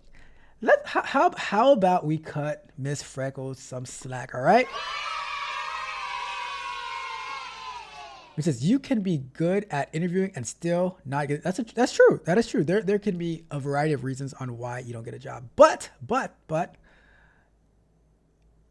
if you suck at interviewing, right? Then you need to get good at it. You might not get the job, but at least it will give you a better opportunity wherever you apply for. Right? You guys remember, fill out the survey for the traumatic brain injury assessment. Would love you guys to do that. Help me out. Help my cousin out. as she gathers her data and as she continues to recover from her injury, her accident last year. Ms. Freckles says, I love interviewing and being nervous at the same time. When I have nerves beforehand, I typically land a position. Look at that. And Mitch says, interviews. Okay, we got you. And Rob Brown, wait a second here. Is Mitch and Rod Brown actually agreeing with one another? Are they actually agreeing with one another? Oh my goodness. It's cats and dogs dancing in the streets now. Oh my goodness. It says Rod Brown, he throwing shade your way. Throwing shade. I'm not fighting with that boxer. I am not fighting with that boxer. Magnus says, I have not started Python yet. I decided to just stick with ethical hacking first. But if you and Roxy are both doing Python, I will join. That is awesome. All right, cool. That's awesome. Look at that. We have collaboration happening already. Let's see. It says, I'm the dog though. Rough. Okay. I hear that. All right, let's get through these last two questions before we wrap it up for the night. Let's see how fast we can get through them. Okay, so we are going over to here. And let's get to our next one. Another one. Recommended books. No, this isn't right. This is not right. Hold on. This is not right. This is an old question. Let me fix that one. Because I spoke about that last week. Let's see. Okay, let me fix that. Let me fix that one real quick. We're gonna do it while you know how things go. Where are my? Now where did this thing disappear to? Let's go to. Let's fix that one.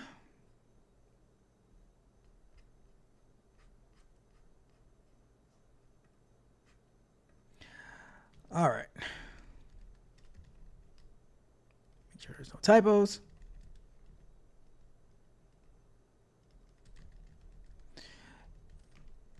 Okay. All right. There we go. So let's try that one again. Another one. My Scrum Master uses the metrics against us. What? Okay, so let's see how that goes. So. It says, how do I deal with a Scrum Master that considers our metrics that considers our metrics are used against us? It says how to deal with the coworkers that keep treating upper management as villains. It says, I'm a product owner in a Scrum team, and our Scrum Master is constantly complaining that basically everything she is doing will be used against us. Team metrics such as velocity. So if you're not familiar with velocity is pretty much saying how much work you can get done inside of a sprint. So in sprints, we allocate how many total points. So each story has a certain amount of points. It has a Fibonacci sequence. I have a whole video in the Patreon about how Scrum works, how pointing works, all of that, right? But let's say the capacity of the team is about 25 points. Now what we do is we take the past 4 to 5 sprints and we average, okay, how many points do we average as a velocity up or down, right? So I have a whole video breaking that down, right? It says, and I tried explaining that those metrics should be more important for us than the business team, which is concerned with delivery, because we can use them to reflect on our performance. She rejects my perspective and is convinced that there are nefarious motives behind the business team. It's gotten to the point where others are discussing around as if there's a conspiracy. She's quite meticulous about her work, and the stuff she is doing is valuable for the project. Unfortunately, she does have an attitude problem. She has an attitude problem and is stubborn about her paranoia. So the TLDR, colleague is starting conspiracy theories that are starting to spread to others. Okay, so I think this might actually be our last question, because this makes 8. This makes 8 if I'm counting Magnetor's question. So this might be our last question, and I'll roll the next one to next week. But let's start our clock, right? This is one of the dangers of Scrum when it becomes more about the processes and not about the performance and the results. At the end of the day, it is always about the results and are you delivering value? We use the metric, like, so the product owner, the product manager is right. The metrics are supposed to be, how are we challenging ourselves? How are we pushing ourselves? Can we get better? Can we push a little bit further? So when you're calculating velocity, right? You want to say, all right, if 100% of commitment is like 30 points, then you want to do like, all right, what it would be 75% because things come into the sprint, and then you also keep track of, all right, is there anybody out for these next 2 weeks? Is there, what if somebody gets sick? Trying to maneuver that way. When we start using these team-based metrics to present that to upper management, that is definitely going to impact morale of the team, because now when the upper management says, okay, you guys did this, well, why can't you guys do that? The question is, are we delivering to upper management what they are asking for? Are we meeting our commitments? What we committed to for the quarter, what we committed to for the sprint, are we delivering that?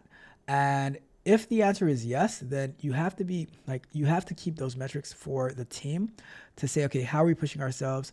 And also,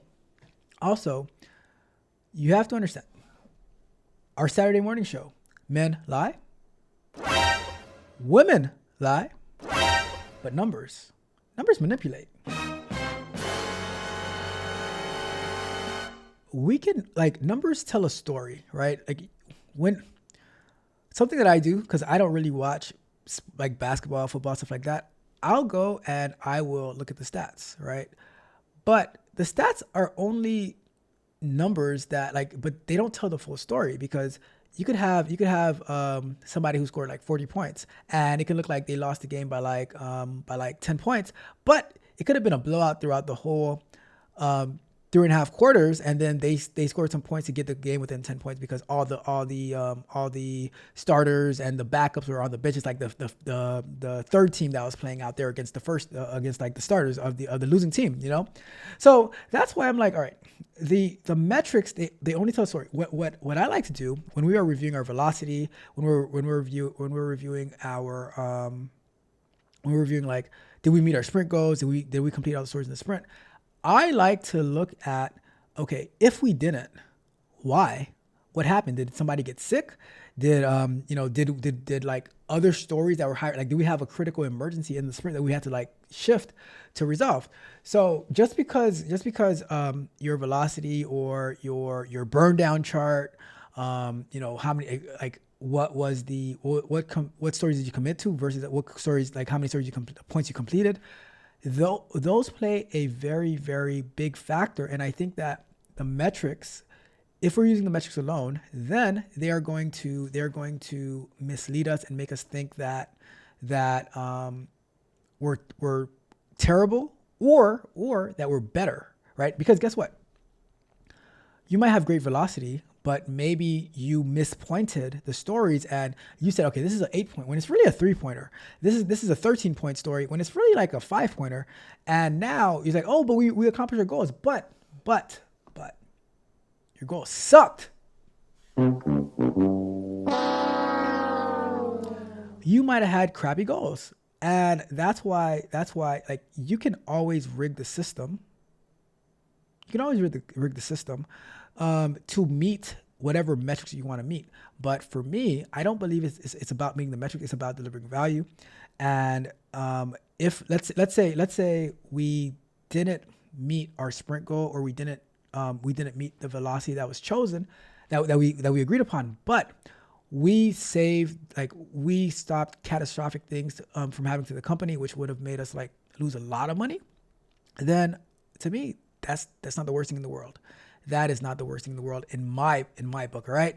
So that like, we have to be careful. Like, if we're going to be looking at the metrics, we also need to know the story behind the metrics, and we can't leave that.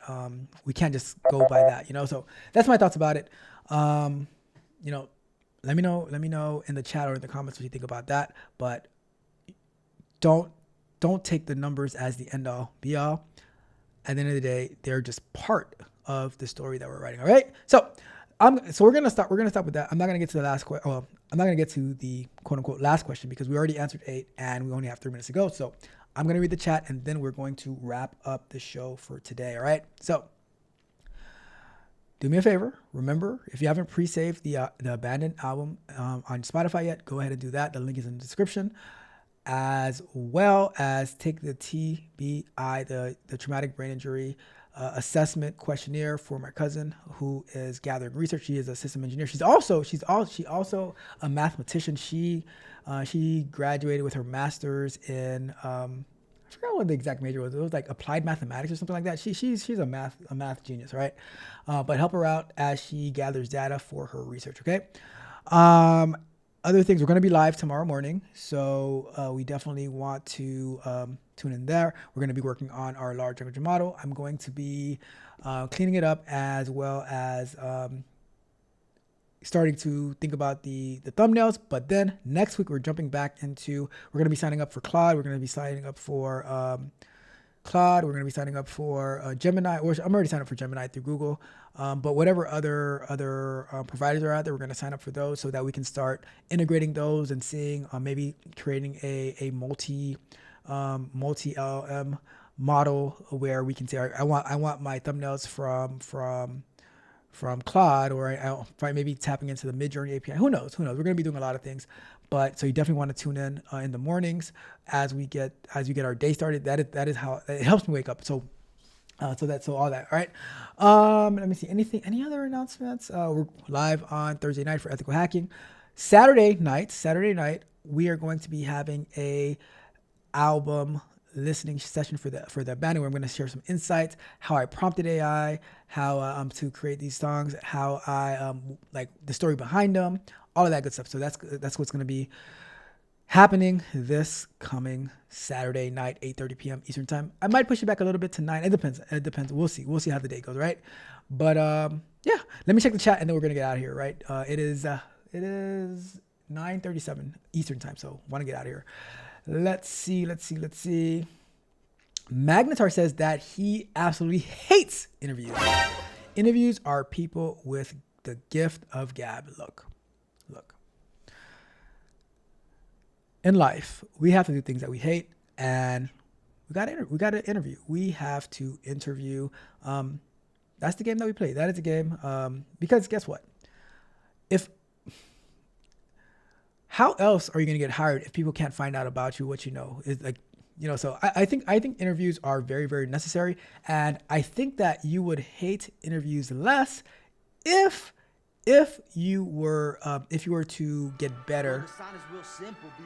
It says wrap it up. Wrap that shit up, B.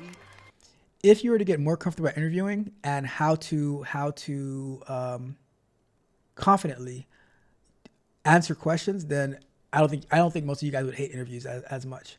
For me, like when I go to interview, and I honestly don't think it's like it's for people with the gift of gab. I think it's people who know how to market themselves, because when I'm on an interview, I'm like, oh yeah, my goal is to make them say wow based on the things that I've done.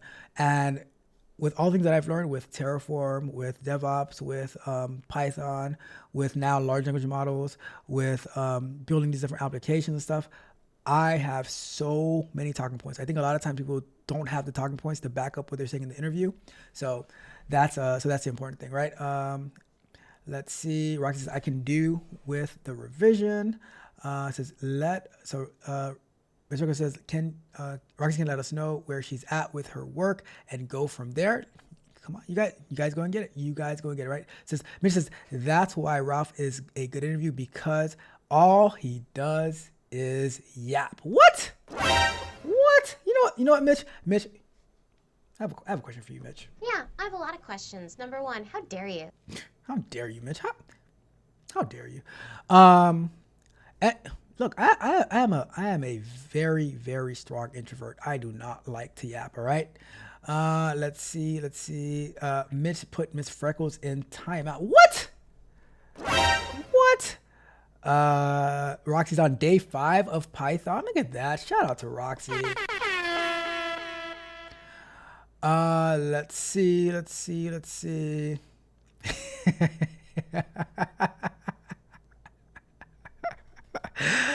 All right, Ross says that Miss Freckles is a grown woman. You cannot put her in time out. See, look at that. They were Mitch and Rod Brown were friends just a second ago, and now it's over. It is over. Bruh. Look at that.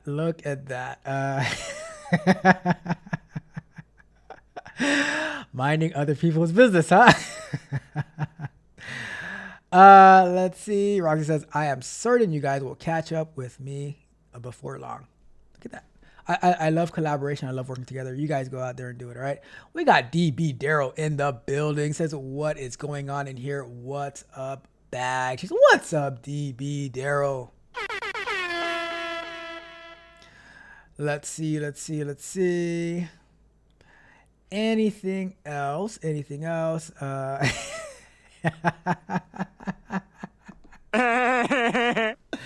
Mitch says Rod Brown just brings the worst out of me. I'm gonna read it dramatically.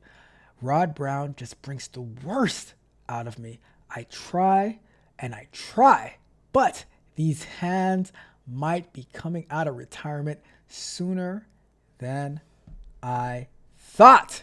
Look at that. Well, you know what, Mitch? At least, Rod Brown, you know what? At least you brought Mitch out of retirement, all right? Mitch says, numbers can tell any story you want, good or bad. Because Mitch, what do numbers do?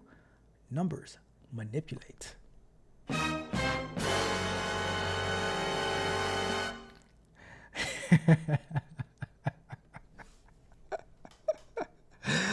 Oh my God! All right. I have to step in. You guys leave my best friend alone, okay? Let's become best friends. Yep. You guys leave my best friend alone, okay? You guys are not gonna be here picking on my best friend right in front of me, okay? You guys, that is not going to happen here, okay? My best friend might be a knucklehead at times, right? I'm a knucklehead at times. But he's my knucklehead, okay? And you guys are not going to be picking on my best friend, okay? Let's see. Is your cousin a Mitch supporter? It depends. Is Mitch going to fill out the questionnaire? Because if so, then that is Mitch's number 2 biggest fan, because I am the number 1 biggest fan, all right? I'm just saying. It says, are we sure he isn't just hangry? It's Mitch. Are you hangry, Mitch? Are you hangry? Bruh. That's good. That is a good question. That is an astute observation, Ms. Freckles. Let me see. It says, nah. Says, nah. I seen him hangry, and this isn't it. He just needs a big hug. Oh, that's so sweet. Aww. That is so sweet. Let's see. Mitch says, "Oh my God, Miss Freckles, what is going on, Miss Freckles? You didn't cook for Mitch today? Oh my goodness. Oh my. All right. Oh my goodness, this is too much. This is getting out of hand. It says he has to have a real wife for. Oh my goodness, this is bad.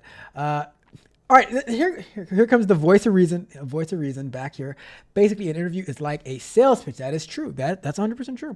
You have to sell yourself on why your skills, your ability to communicate is better than that person right there who's going to be interviewing before you and after you. I'm better. That's all you got to prove. That's what you got to prove, right? That's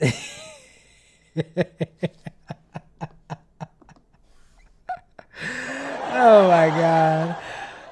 I'm gonna take an awkward step back from this one. I agree with you, Rod. I am taking that step back as well. Ms. Freckles says that interview is 100% a sales pitch. I agree. You have to sell yourself.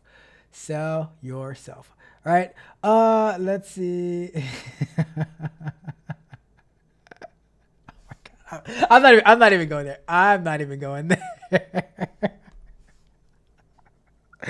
I'm not even going. You guys are terrible. You guys are terrible. Yes. CJ, they are crazy. Oh, they are crazy. Let's see. We have Sir James here says, I have a question. How to react when a startup have constant delays on payment, time to look for another job? I will answer that real quick. Yes. If a startup is not paying your money, then not only is it time to look for another job, right? Sir Eamon's out there on the Twitch side of the game. You also, Sir Eamons, you also have to play them this song, all right?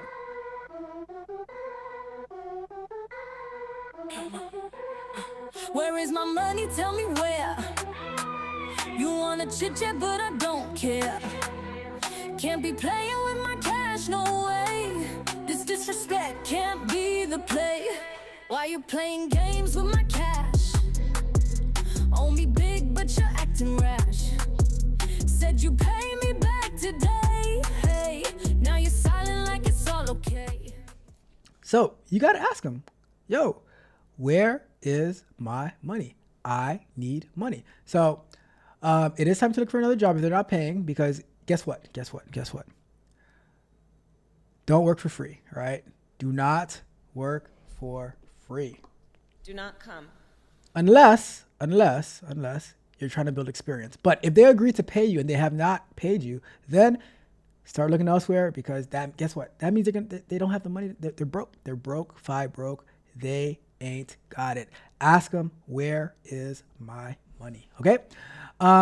Mitch says, nah, Ralph, do be getting mad if somebody coming at me. It's so funny. Hey, I'm like, they are not going to come after my best friend like that, all right? You know, I'm just saying. Look, if you ever seen Talladega Nights, right, with Ricky Bobby and what was his name? I can't remember his name, but Cal Norton Jr., right? And I saw the invisible fire burning down my best friend Mitch. I would be running down the track saying, I'm gonna put the invisible fire out on for my best friend Mitch. Stop, drop, and roll. Right? You know, I'm just saying. It says Mitch needs no compassion all 2025. Oh my goodness. Look, Miss Freckles, you are not gonna be stealing my lines. No compassion 2025 is my line, Miss Freckles, but you can borrow it for free 99. All right, you can definitely borrow it for free 99. And Roxy, look. I learned tonight that I am not gonna go one-on-one with Miss Freckles, because she'll roast you. She'll get you got. She'll get you. I'm not doing it. Miss Freckles is a real one.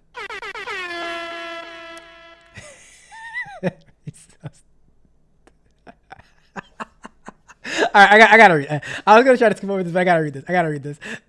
Mitch says I can drop you quick, right? But Miss Freckles says you have to pick me up first. You guys are so bad. I gotta get out of here. Yep. Rod Brown, we're just standing here awkwardly while all this happens, all right? Oh my God. And yes, Roxy, you got it. Where is my money? Where is my money? And Rod Brown says the song Alley Oops are diabolical. Rod Brown, guess what? You're not the only one that God is still working on, all right? God is still working on me too, because whenever I had the opportunity to say, where is my money? I'd be like, what? DJ, drop the beat. Says he think he's slick. What did I do? The World Journey says, tell him better have my money. Where's my money?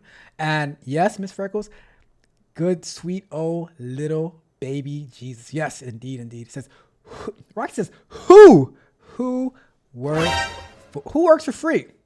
Some people work for free, Roxy. Some people work for free. All right. Let's see. And it says, Miss Freckles needs another happy birthday for that one. that was savage. That was savage. That was savage. All right. See, you guys are gonna make me do it. You guys, are we gonna have? Are we gonna have to play? Are we still? Are we all right? Are we still celebrating Miss Freckles' birthday? Are we? All right. You know what? Wealth Building Journey asked for it. We're gonna do it. We're gonna wrap it up with one last happy birthday to Miss Freckles, because last week was her birthday. Right? Last week Wednesday was her birthday. So we're gonna wrap it up. We're gonna wrap it up. All right. That is it for tonight. We're going to end with Miss Freckles' birthday song, and that's gonna be it.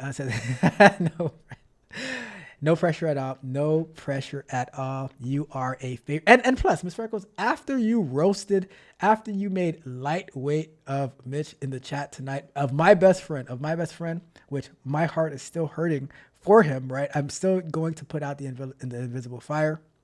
We have to play Happy Birthday to Miss Freckles one last time. But remember, tomorrow morning, we're live, Large Language Models. Patreon, techcoachralph.dev. You can sign up for one-on-one coaching. You can sign up for Technical Explorer, where that will, and link your Discord. It will zoom you right into the Discord, and you can start leveling up. You can start learning Python with the crew that is learning Python in there right now, right? But with you're right, Mr. Freckles. His confidence is unmatched, and Mitch says that she didn't win.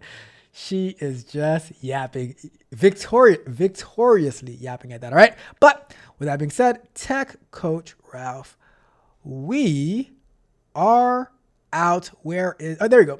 We're out.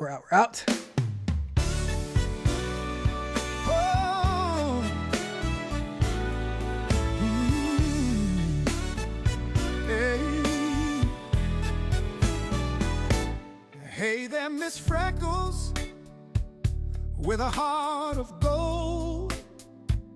Your smile lights up even when the world's cold.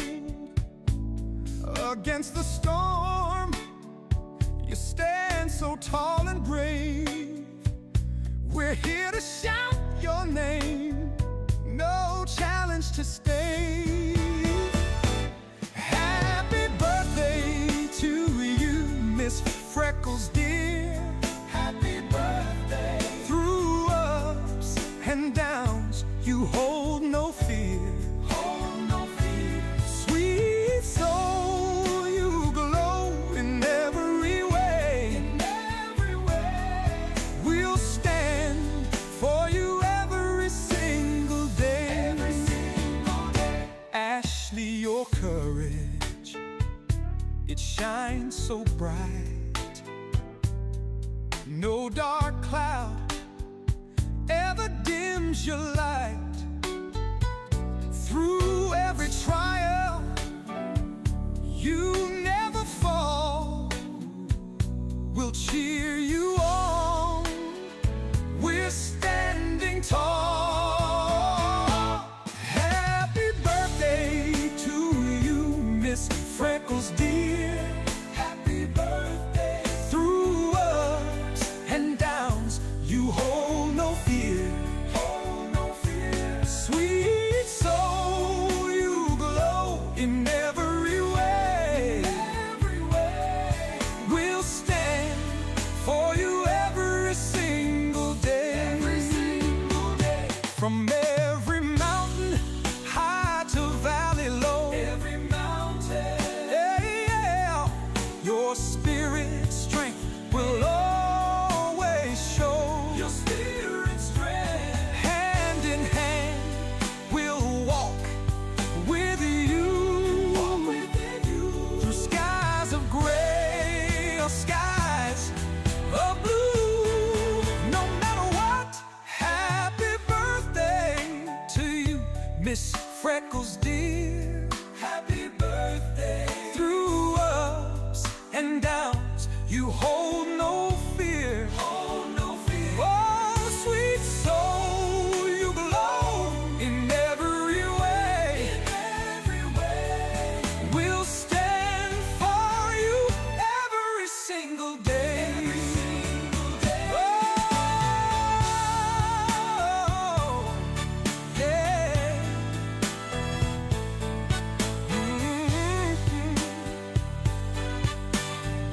Yeah.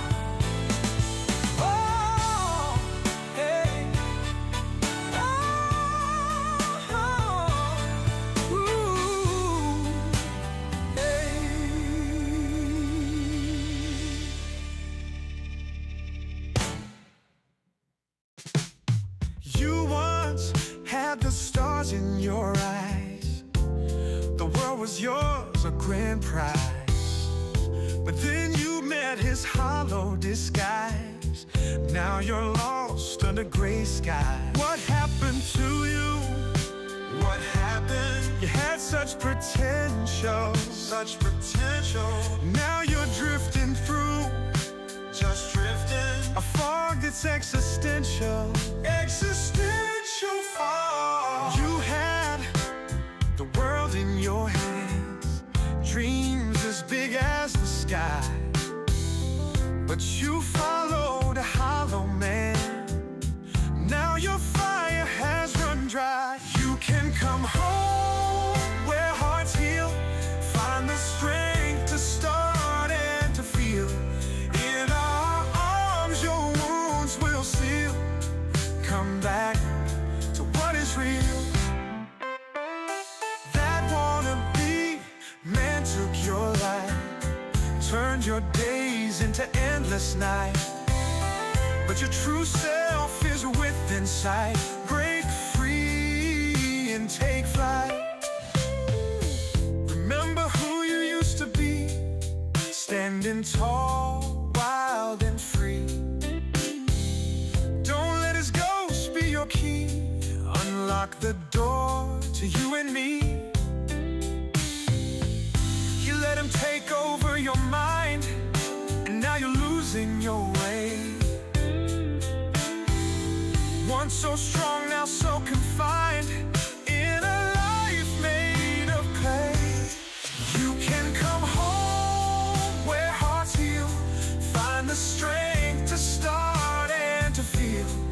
In our arms your wounds will seal.